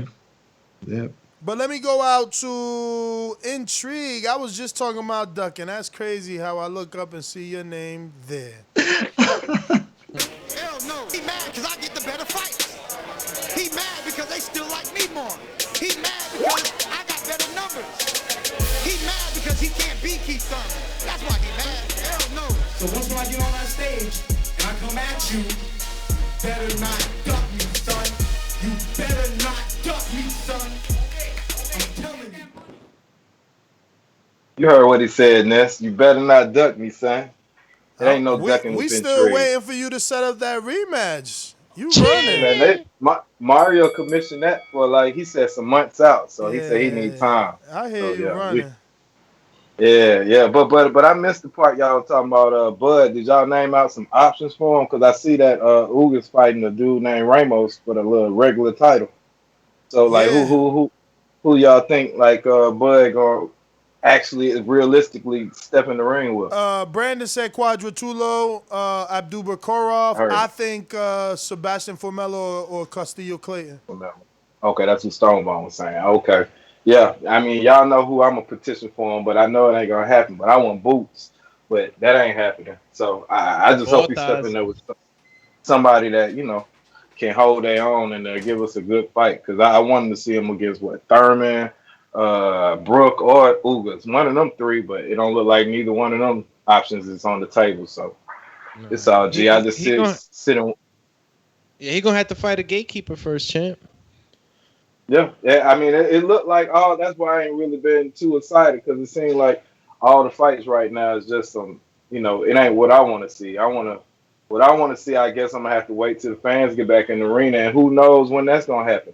Because everybody talking about at the end of the year, but shit, what if Corona kick back up, and we ain't get no more fights at the end of the year until next year.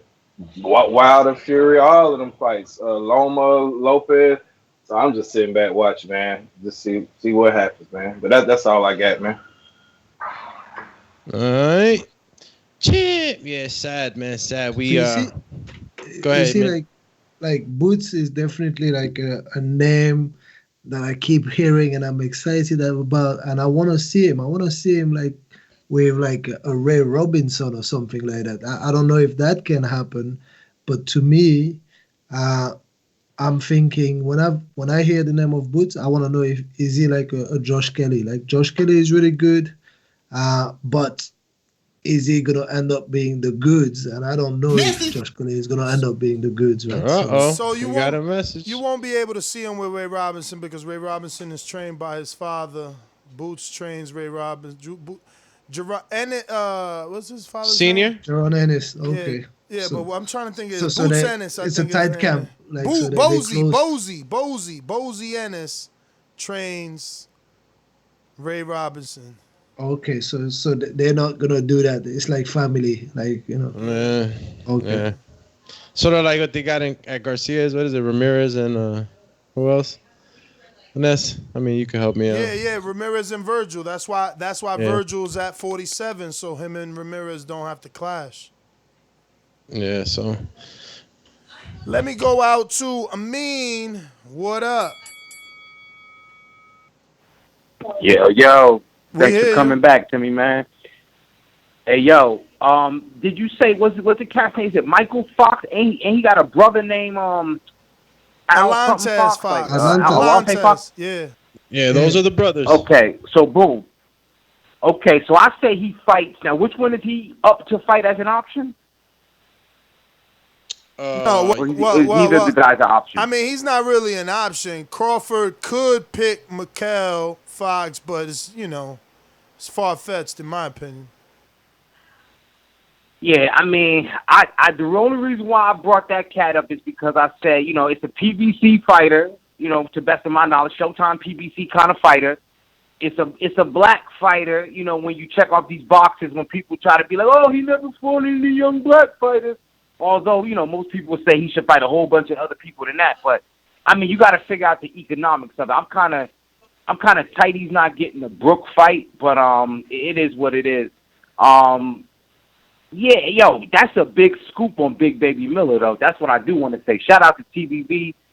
Let's keep doing what we're doing. And I'm going to get with y'all Monday, man. I'm out. Chip! Get ready for that boxing bars battles, man. They coming now.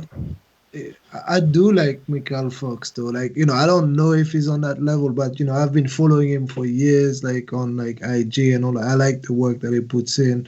I also like his brother. He got robbed, man. He got robbed in that Dimitri Salita fight with I think it was Shishkin. Oh, like Mykal Fox, the professor, or like yeah, hell yeah. I like him. I do like him. I really like him. I was trying even to meet him when his brother came and fought like Williams. Like I tried to set something up to meet him, but I couldn't get there. See, this time when we do an appreciation night, we're going to take a guest list, and see. Because, look, I would have never thought to bring Mykal. And they'll probably be, like, super down. Yeah, no, he responded to messages. He was down and all that. I just couldn't get there in time. So, so that's all. Yo, let me get to Sony the commish. What up? Get over here! Yo, what's up, TVB? What up, champ?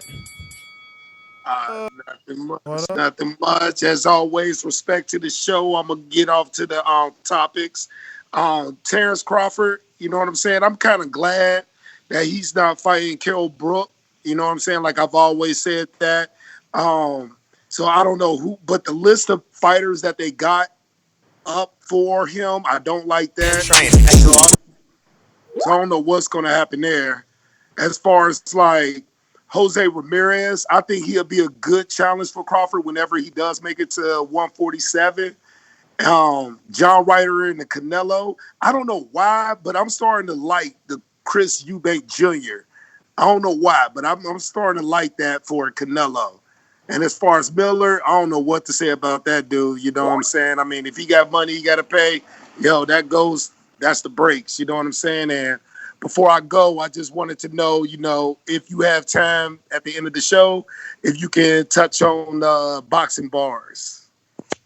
To infinity and beyond. For sure, man. I just wanted to get something solid. Right now we still got a lot of tentatives up in the air. But, we definitely got the commission, Sony versus Stainless. We calling that a crossroads fight. Oh, hold on. Like, the commissioner is fighting now? That's interesting, man. Yo, he's like Batman, man. He does it all. So, yeah, then we got... Mario offered a voluntary title shot to Harlem's own greatness. We waiting on him to approve, or rather agree to the terms. And if that happens, then, we got some other things shaking out. I can't really speak on anything else that I can remember that is solid. But, yeah, I mean, this Saturday we should have some fire. We got Izzy versus Amin agreed to. In principle, we was trying to do it this week, but Izzy's not available, ducking. So we gonna have to wait. Yeah, we gonna have to wait for Izzy to get him next week. You know what I'm saying? Ducking. But yeah, we got a lot. We got a lot going on, man. So just keep tuning in. Boxing Bars is growing and getting better than ever. The big fights that y'all wanted, I mean, look. They happening right now, right in front of your face. Like, that's it. The matchups are working themselves out. So what? COVID is not impacting boxing bars and that? No crowd and all that? You're still making big fights? It's all virtual, man. That's all virtual, so we all good there, man. We just need Border Wars to get back on this level. But let me go out to Steve in Chicago. What up?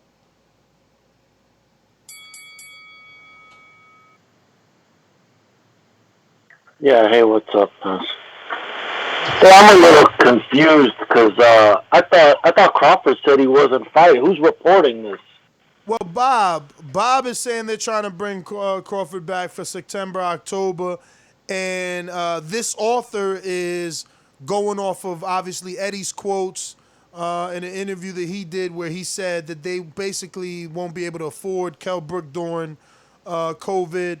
So then obviously we do our own homework and go through the rankings, go through all the names that are available. But didn't Crawford stuff like from his mouth said he ain't fighting this year? No, that's not what he said. He said if they don't pay him, he ain't fighting this year. So that's obviously not the case. If Bob wants to bring him back September, October, and that's what he keeps saying, he's going to pay him. The question, Crawford don't got to take a pay cut if you going to pay a cheap opponent, you know what I mean? Oh, okay. Yeah, all right. I don't know. But with that Canelo, man, I was telling you, I know he wasn't one of the guys you mentioned, but why don't they just give Jacobs a rematch at 168? I like that fight. I think Jacobs at 168 would make for a better fight. Maybe Jacobs would take a little less money. Yeah. Nah, because that's a fight that you can sell tickets to. They remember this post-COVID, man. We got to give you the same thing Top Rank giving you. We can't be giving you more than what Top Rank giving you. Oh well. Yeah, I don't know then. I don't know who to. Willie Monroe. I mean, you really want to see that? I don't know. All right, then. Yeah, man, there ain't much to talk about. You know, we really can't get fights made like this in this situation. I don't know, man. Boxing's they're gonna lose fans like this, but we'll see. Hopefully soon they could come back. But yeah, I don't see much interest in these fights, but it's what we got, I guess. It sure is, man. This is it right now. But look, we're entertained. If you're watching this on YouTube, don't forget to do a few things for us. Hit the thumbs up button. That helps with the visibility of the show. Also lets us know that we're not wasting our time, that you enjoy us being here, giving you boxing talk 7 days a week. Second, subscribe to the YouTube channel and hit the notification bell. You hit that notification bell, then you're going to know exactly when we do go live. And if you subscribe, you're going to help us reach our goals. And shout out to the 2 people that signed up, right? Because now we need 148 people to subscribe.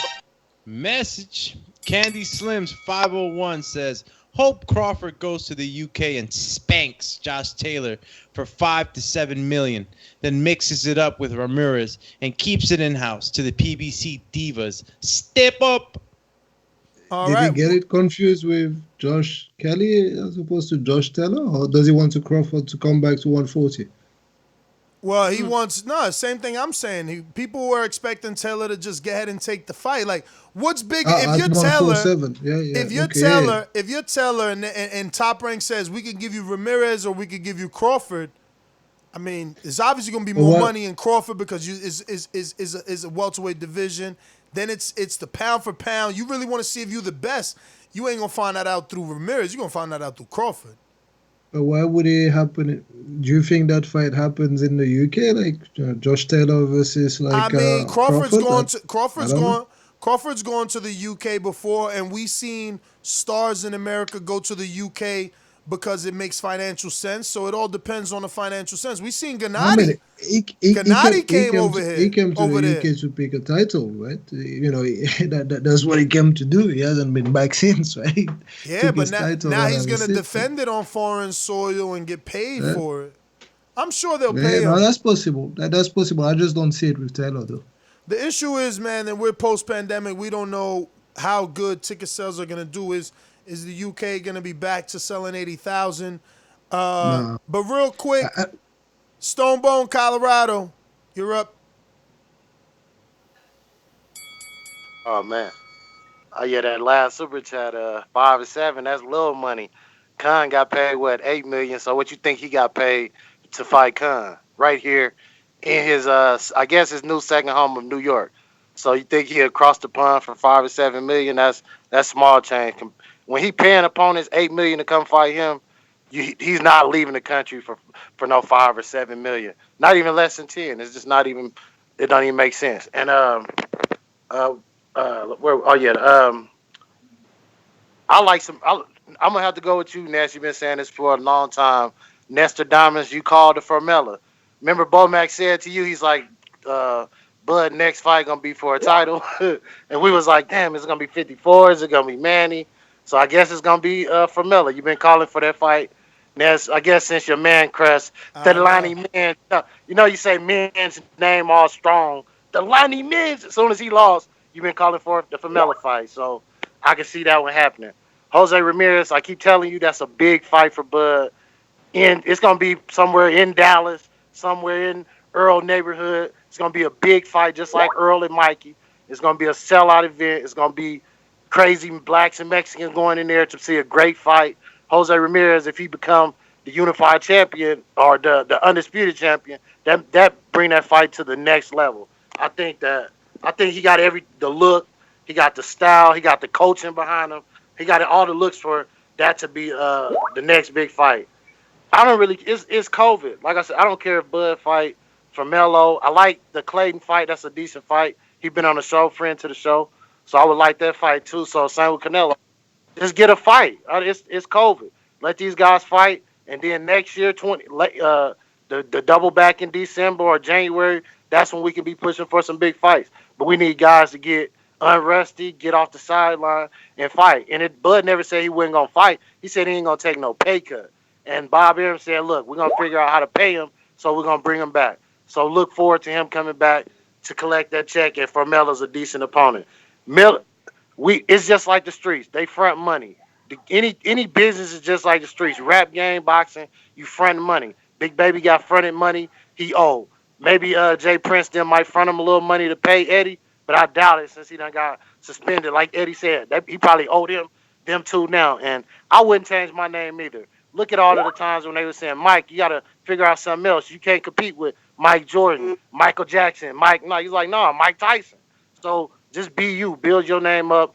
And all these drugs that Big Baby done took, he going to fade away. He ain't got no sustaining power because afterwards, this is third time, so he'll fade away. And that's pretty much it, though, man. And I'm telling you, Jose Ramirez will be a big fight. Or I'll take. Yo. I'm Stonebone. That was a good call, but I'm gonna keep pushing that for everyone on TBV. Stay behind, Chris Congo and Freddy Kiwitt, man. Those are two people I know personally. I want them to get that big fight, man. Come on, man. Let's go. Nah, I hear you, man. I hear you, because I want Shadeja to get a fight. I don't know who I was talking to today about her, and I'm like, yeah, man, she 168. She eventually gonna fight Clarissa, man. I'm waiting for her to get her shot, man. She already 3-0. You see her in the gym, and I all see that. what Like she you could see her do. working. Exactly. Why not? I see what she could do, but I always say it, man. She don't let her hands go enough, man. She get in there with a Mexican fighter. She already had that one Mexican fighter as a common opponent with a lot of the girls, but she get in there with the right Mexican fighter. She get in with Alejandra Jimenez. Yeah, that's gonna be a lot of pressure. A lot of problems. Yeah, but you wanted to do that, and that's what it is. Like, so that's why I'm writing for people I know. So she sparred that kid that we just saw on Top Rank last week, Juan Bauza, the Puerto Rican that got the win. Yeah, she sparred him a few times. Let me go to a few more callers here. We got Brooklyn Zone. Kingborn, what up? Hey, what's up, brothers? What's going on, man? Right now, feeling good. Hey, yo, made it back home. How you sound totally different right now? Is it because you usually calling on your truck headset? What you calling in on today? Yeah. You sound like a different person. I'm talking through the phone, brothers. I'm talking through the phone. Bruh, I'm talking through the phone. I gotta get that iPhone 12. Energy. He ain't even got the same. This ain't King Born, man. Yo, it's King Born. Yo, you know what I'm saying? Yes, I'm home. I'm peaceful, brother. I'm peaceful. Right, you know I'm a spark it. I'm cooling, man. I'm in Queen. Yeah, because when I'm on the truck, I gotta talk through the through the auxiliary cord, so that's why you hear me screaming right now. I'm chilling, man. I'm on my guard body flow. You know what I'm saying? Word is born, that's. But listen, man. I hope everybody had a good 4th of July. I was good. You know what I mean? Got a little tipsy, saucy. So still after effects. But listen, man. With Crawford, let him fight Boots Ennis, man. He got to fight somebody, man. This is getting tiring. And I know J Mac and the J&J brothers going to be mad. Your man got to fight somebody. Let him fight my man from England. Let him fight Josh Taylor at 147. You know what I mean? Let's get that popping. You got to fight somebody, Crawford. Come on. Sebastian Formella, really? Against Crawford? They going to try to set that up. They can't get Kell Brook. Thank you. What's going on here, man? Ain't nothing going on for Crawford. Fight somebody. Another topic. Big Baby. Yo, listen, it's corny now. Hey, yo, my man in Ohio, get your own flow. Get your own style. You know what I mean? It's getting corny because Big Baby, everybody look at Big Baby's a drug treat. Did you read today when they saw him out, they asked him to be in in the clean boxing program, he refused 3 times. That's what Suleiman said, WBC president. Yeah, that's why he was suspended for 3 years from WBC ranking. Right. You know what I'm saying? So listen, man. Why don't the real Big Baby is corny? Get your own flow, man. Nobody care about that.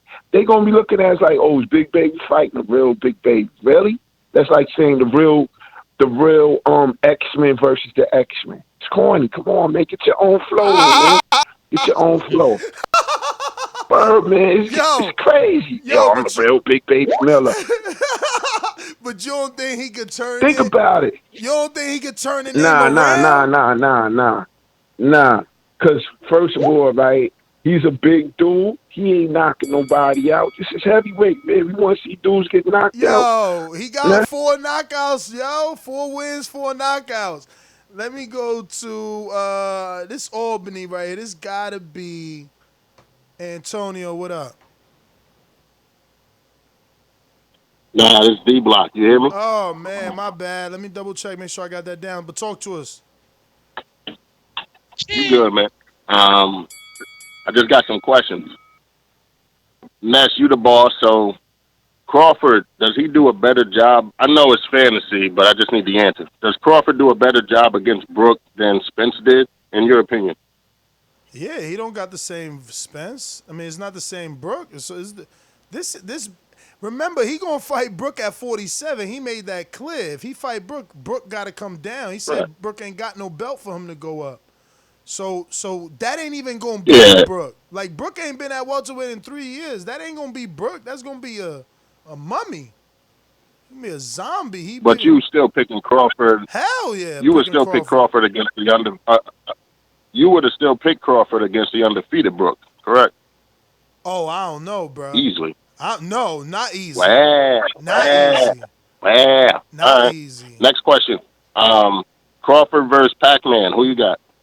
There's a lot of people going crazy that Pac-Man did his thing against Thurman, so just got to get these questions out the way, man. Listen, I'm going to pick Crawford just like I picked Keith, but, you know, Pacquiao could upset me again. Okay. And last but not least, is Crawford still pound for pound number 1? No. Hell no. Crawford's not number 1 pound for pound. Say what? You funny as hell right you now. Crazy as hell. Who has surpassed Crawford? Please tell me. Let me ask you. I need to know, how do you put people on your rankings? What are you basing it on?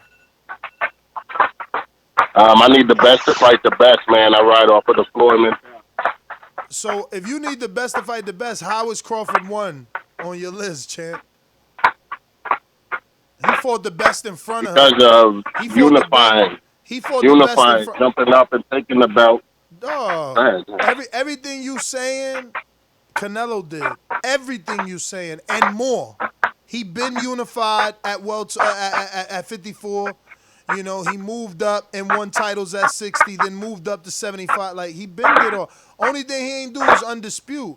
But you got hella background noise. Oh, God, I got to let you go. Sorry, champ. You only had like 35 seconds left. He was trying to set you up, man. He said, like, so, you know, is he going to do it better than Spence did?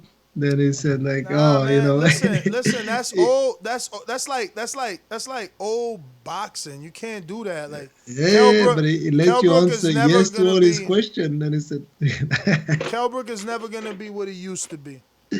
Never gonna be. I'm with you on that, though. Right? That's right. You know what I mean? I think, especially if they're gonna make him come down in weight. But we got one more to get to here. Let me see. Is that V in Jacksonville or somebody? Nah, that ain't V in Jacksonville. That is Getty. What it do? Harlem. Yo, how y'all living, man? Yo, what up? Bro. Yeah. I'm on the blog talk, man. I ain't been on blog talk in a minute, man. I sound good? You sound good. I bet, man. Let me know, man. Just sticking to the topic. I'm excited to see that we're talking about Crawford next fight. I don't know too much about the politics in boxing right now to say which fight I think that it is more accurate. But ideally, I would like to see him fight Formella, because I just want to see a unification fight, truthfully. If not Formella, you know, obviously somebody that could, diminish all this talk that he's not fighting nobody. You know, I disagree with that. But definitely a unification with Formella. And I do accept Mario's pursuit to greatness. You mean Mario's voluntary defense? No problem. Just make sure you accept when the terms come over. Expect a one-way rematch to the champ. You know what I mean? Right, absolutely. Absolutely. I messaged you already, Ness, man. All right. We're going to check that out. You know what I mean? We're going to check that out. Hey, man. Yeah, check that out, man. Listen here, man. I'm excited. You dig what I'm saying? Definitely was hoping for Mario to be on call, man, but we about to make it happen, man. We definitely going to make it happen. And I encourage everybody, this upcoming boxing bars, bring those freestyles, bring those bars. You know what I'm saying? If it's 1 bar, 2 bar, 3 bar, more. Bring those bars, man. For sure. Get over here! All right. Looks like we got Boomerang Intrigue. What up? Man, I'm going back and forth with Jay and I think Ryan. And y'all probably disagree. Doomy probably agree with me, but if Boots was to fight Kell Brook, who y'all got in that fight? Boots. At 47, Boots. Yeah. Okay. There we go. That's all I got to say right But now. I mean, it's really unproven though. We don't know what Boots got, man. He Yeah. fought some What is it midget. based on? Like, He fought a purely midget Russian, man. A itis. midget Russian, and you've been hyping him up all day. You got guys that passed the eye test with flying colors. You got other guys that you kind of like, okay, he's good at this, but he's good at that. I want to see your eyes in the ring. Forget that test. Who is Brook beat since Porter? Nobody. Nobody. But we never seen. Yo, I would love for Ennis to fight Frankie Gavin, JoJo Dan, or all them do. Kevin Bizier, go fight them. Cause you ain't fought nobody. Go fight them. At least we can say, oh, those guys Brook beat already. Did he beat them better? Could he do it better? He ain't done it yet. I mean, so that's what I mean. Like, he'll do. for me, he just need to switch from Showtime to Al. He switched to Showtime from Al. Boots gonna be straight. Give Boots at least Robert Guerrero, Josecito Lopez. What can he do with them names? Can he? He'll beat the crap out of them, man. Maybe. We don't know. He'll beat the crap out of them. I'll put hella money that he beat the crap out of Guerrero, Josecito Lopez, any of them dudes. He'll beat the crap out of them, man.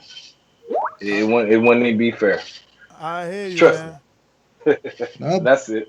All right. That's good. That's good. But like Ness says, we need to see it. Like, because the eye test also, you pass the test with flying colors depending on who is in front of you in the ring, right? So you want to just be with someone that we know that test will be solidified. We say, okay, we know. Like that's a good opponent, No, yeah, definitely. You're as good as, when you're looking at records, you're as good as whatever competition you're facing. But the thing I get excited about Ennis is that I hear a lot of stuff within the community and the gyms. You know what I'm saying? And where the work is being done. You feel me, Coach? I know you feel me on this one. Of course. And that's what we need to come to people like you, because you hear that and you know, right? So when a guy like you tells me, hey, man, I got this guy and this, and then, you start hearing it from other guys that are, I take your opinion very seriously. You know what I mean? In the sport. Let me interrupt you. Because I know you got to go, and we just got 2 ringers jumped on. So if you got to cut out. Let me go to Bo in Alabama real quick. I don't believe no motherfucking beat me. I'm not supposed to. My nephew is a elite fighter, so he ain't gonna. He wanna fight the guy that's proven himself and the guy that people think he can't beat, and that's how you get paid. Right? All right.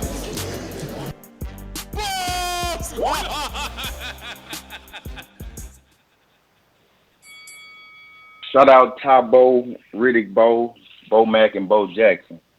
Hey, what's good, fellas? How y'all doing? All good, man. Good to have you back. Where you been at? I've been in the chat, you know what I'm saying? Ain't much boxing been on, so I ain't had too much to talk about. Just been focusing through this COVID thing. I'm coming in as Bo and Bama, but I'm going to switch to Bo to P when it comes time to spit these bars at the end. I'm just going to drop a little something at the end, You know what I'm saying? Introduce myself as Bo the P. But up front, hey, y'all got any questions to ask me about the boxing? Anything y'all want my opinion on? About what? Yeah, no, on any of the boxing, topics. y'all need my opinion on anything? And I want to know about Boots. Did you hear anything about Boots? What's your opinion of him? Like, is it just purely eye test, or do you know inside stories like how good the dude is? All right, so I'm gonna speak on Boots, and then I'm gonna get to my bars. Boots, to me, he ain't fought nobody. Of course, I feel like when he steps up in competition, Boots gonna have some real problems, man. Boots real cocky in the ring. I love it. It's cool to watch him fight the fighters he been fighting, but when he fights somebody that's for real, and it ain't just gonna go when he throw his blows, you know what I'm saying? I feel like it's gonna be an issue for him. And then I feel like his chin ain't been tested either. And again, I've said it before, typically black fighters don't have the best chin. They have some of the worst chins in boxing across the board. Black fighters have the worst chins. That's why they typically have the best defense, is because they got to make up for lack of chin, you know what I'm saying? I like a Ricardo Mayorga type of chin, you know what I'm saying? Somebody who get hit and go harder. Even Deontay. He a rare breed. He get hit and go harder, but I mean that don't mean he got a chin. I like them type of fighters though that get hit and go harder, but Boots ain't got no chin, man. Boots gonna get black beat. though. Boots can't fight. He can't beat Danny. He won't be able to beat. What he at? 147. Yeah. He at 47. Yeah. Virgil Ortiz has knocked Boots out in less than 8 rounds. That's how I feel. Virgil Ortiz, the best 147 fighter coming up. And he will be champion, and he will remain champion once he becomes champion. Virgil Ortiz, that's who I'm riding with. That's a bad dude. A bad dude. Boots, he athletic, he look cool, but Boots not that dude in my opinion. Man, that's what I like Bo, man. I like that opinion. That's good. Nice. And Bo's opinion ain't just an opinion. All right, Bo. It ain't just an opinion. Like, my man makes hella dough betting, man. I need to be copying his best, to be honest with you. We got a counterpunch from Intrigue the Incredible. Didn't like that Bo said Ennis gonna get knocked out by Ortiz. Bet you. $5 says that's why he's back. Yo, man, who was that? Bowyn Bama.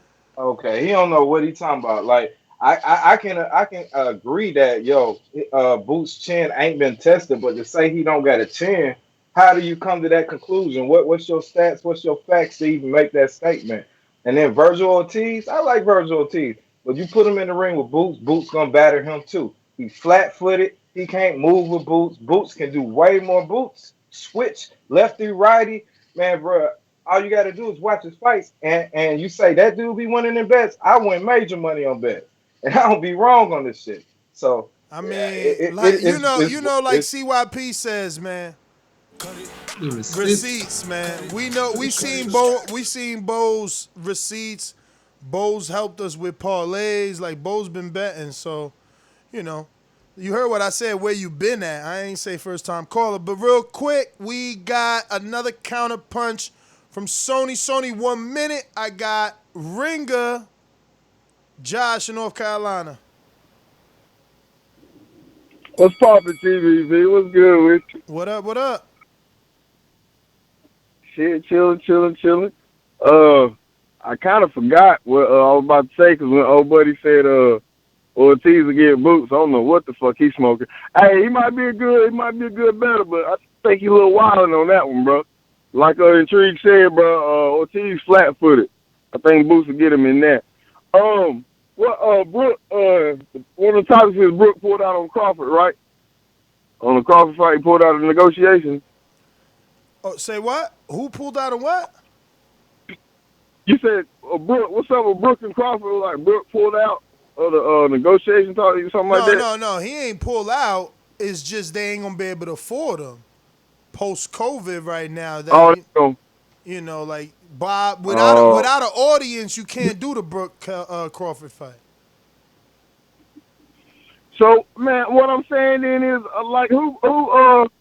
man, in my opinion, shoot, Boots, like, Crawford should go for Boots then, man. I mean, like, shit, that'd be an intriguing fight. I mean, he should win. If he fight Boots, if he fight Boots and beat, who gonna give him credit? People out here saying Boots ain't fought nobody right now. They trying to give him credit off eye test.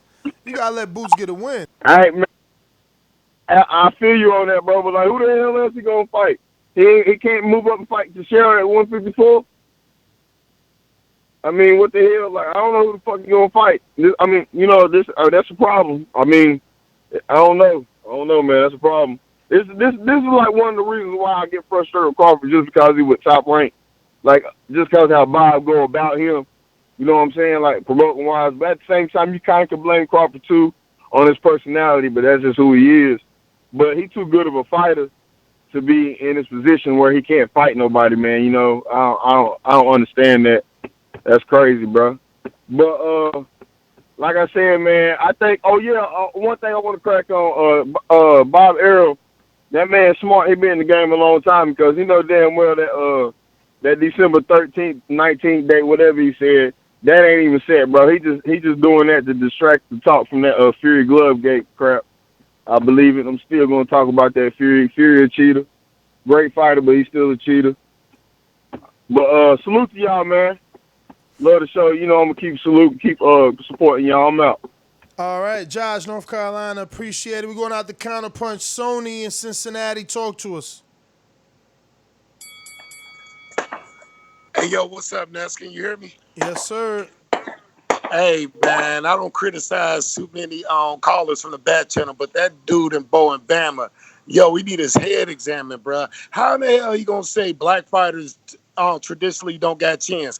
Did he not watch the Earl and Sean Porter fight? Do we not know who Evander Holyfield is? Do we not know who George Foreman is? What kind of shit is that? And then he gonna throw his name into the boxing bars? Yo, bro, he food for thought, bro. He done ate himself alive. Wait, I ain't catch him say that. He said that? Yeah, he said black fighters are traditionally have no chance. He said that. But by the way, he's got a message as well. Yeah, no, he's counterpunching, so he coming back too. Yo, I'm waiting to hear it. All right. Bowyn Bama with the counterpunch. He says, let me get my bars off. Here you go, champ. What up? Yeah. When it comes to the boxing, I'm Bo from Bama because I love all Bama fighters, man. But when it comes to the bars, I'm Bo the P because I'm spitting pimping, man, and the P is for pimping. Absolutely. Here we go. No curse words is the rules in the boxing I don't got to cuss, man. I ain't got to cuss, man. Hey, I got good game at least stains on your brain, man. I ain't got to cuss nothing. Anywho, to this day, debut scrap. I ran through the Emmys. Got the whole world watching, but I do it for my family. Defense tight. Offense can't handle me. A star is now born. Mama should have got a plan B. I got a different approach. Yeah, I'm the fighter. But with lyrics, I'm like a coach. Promote the whole show. Don King in the ropes. Yeah. Gray fro. Cigar in a black suit. Right hand like a cannon. I just aim and shoot. Fist of fury. Like Wilder in the camp. Up all night training. Won't stop till I'm champ. Bar for bar. They say, Bo, they scared of you. Shout out Don King and Roger Mayweather. Only in America. And that's just me stepping in the bar for bar realm. I ain't got much more to say. I hear you. You trying to get ranked then. You ain't ranked right now. You need a fight to get ranked, champ, but I like what I hear. Boys, I'm gonna rock with y'all on Saturday. I literally, well. If you need representation, I literally seen y'all on, bro. If you need representation, man, I literally seen y'all on and came over with something and just. Oh, so you wrote that today? East Coast. I'm from the South. I literally, within like the last 10 to 15, you seen how long ago I jumped on the line? I'm going to let you say it. How long has it been since I've been on the line? Over an hour now, though. Bro, hell, I got 16 minutes and 22 seconds going right now that I've been called in. Well. 16 minutes, 22 seconds. Well, that's your answer then. And I'm from the South, so ain't no East Coast promotion. Oh, yeah, y'all be all in the video. Y'all all in the video. Remember this though. You know what I'm saying? Taking all the shine. Remember this, Tupac wasn't from the West and he signed to Death Row. You got to go where you going to get the most shine and where you going to get the best deal. But I hear you, champ. I hear you. I'm more of a Pimp C than a Tupac. I hear you, champ. Well, let me get to some others. We do got some other super chats here. Looking like Candy Slim said, dude got no chin and no bars. Uh-oh. They coming for you, Bo, already. I actually like the verse, man. It's worth listen, that's a spawn session, as Sony would say. You know, now you got to get ranked. Let me go out to New Orleans. We got J Matt. Talk to me. You know how these bitches is in the sport. Total disrespect. Kid has no class, no style at all. I'm a gorilla, I'm a dog. I'm a dog, I'm a gorilla. The smartest thing you can do is to stay away from Terence. It can't be the boogeyman if I'm chasing him. You want to bet? Whoa. Bet 100,000 on that. Let's bet $1 million. Easy. Let's bet $1 million. Yo, can y'all hear me? Yep. How it sound? So far, so good. Okay, I've been in the gym all day. Just give me a quick rundown so I could just hit the topic. Where are we? We got Crawford not getting the Brook fight. And then we listed the possible opponents. We came down to Sebastian Formella and Custio Calyton and one other guy, they said. Can't remember. Okay, as far as Crawford not getting it, I mean, I thought that was gonna go fall through anyway. And at this point, you got like fighters like Ugas who rather fight Mikey Garcia than to actually get a belt. So I mean, when you that guy and nobody wants to fight you because they try to make the excuse saying it's low risk, I mean high risk, low reward, and have you at some point it becomes excuses. Crawford is a WBO champion. He was undisputed in his weight.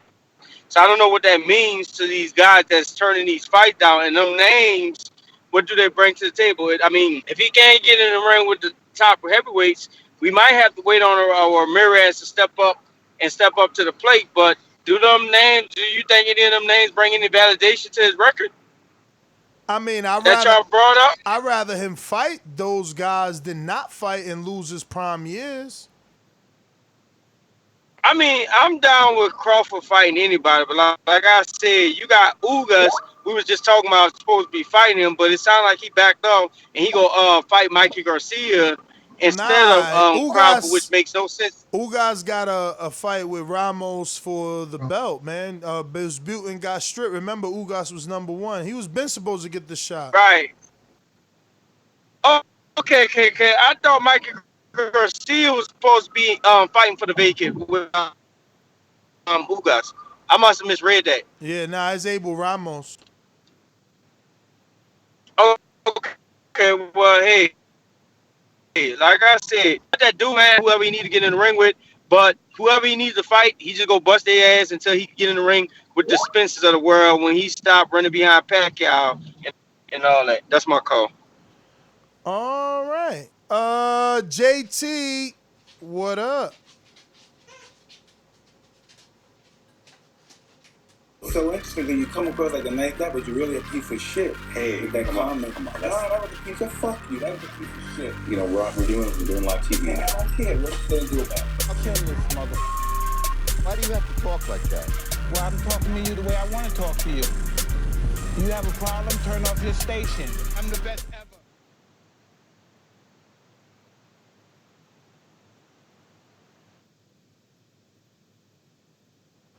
All right, look like he's just listening, which means we are probably done. Let me just double check. Nobody got a counter punch that I don't know about. And that looks like no. Nest GTO, Instagram, and Twitter. Mitty, man, you seen that red belt? I wonder if that's even real. They better be lying. COVID-19 belt. That WBC belt, I put it, Eric Cruz put it in the family chat. Oh, no, I haven't seen it yet, but, I don't think anyone will do like a COVID belt. Yo, that's a joke. Gotta be. We went to Amin, right? Yeah, we went to. Yeah. You came back to him as well. Yeah. Yeah. All right. So yeah, man. Catch us on the next one. Peace. All right, Coach Mide. It was fun. Catch me when you catch me. All right. Peace. Yeah.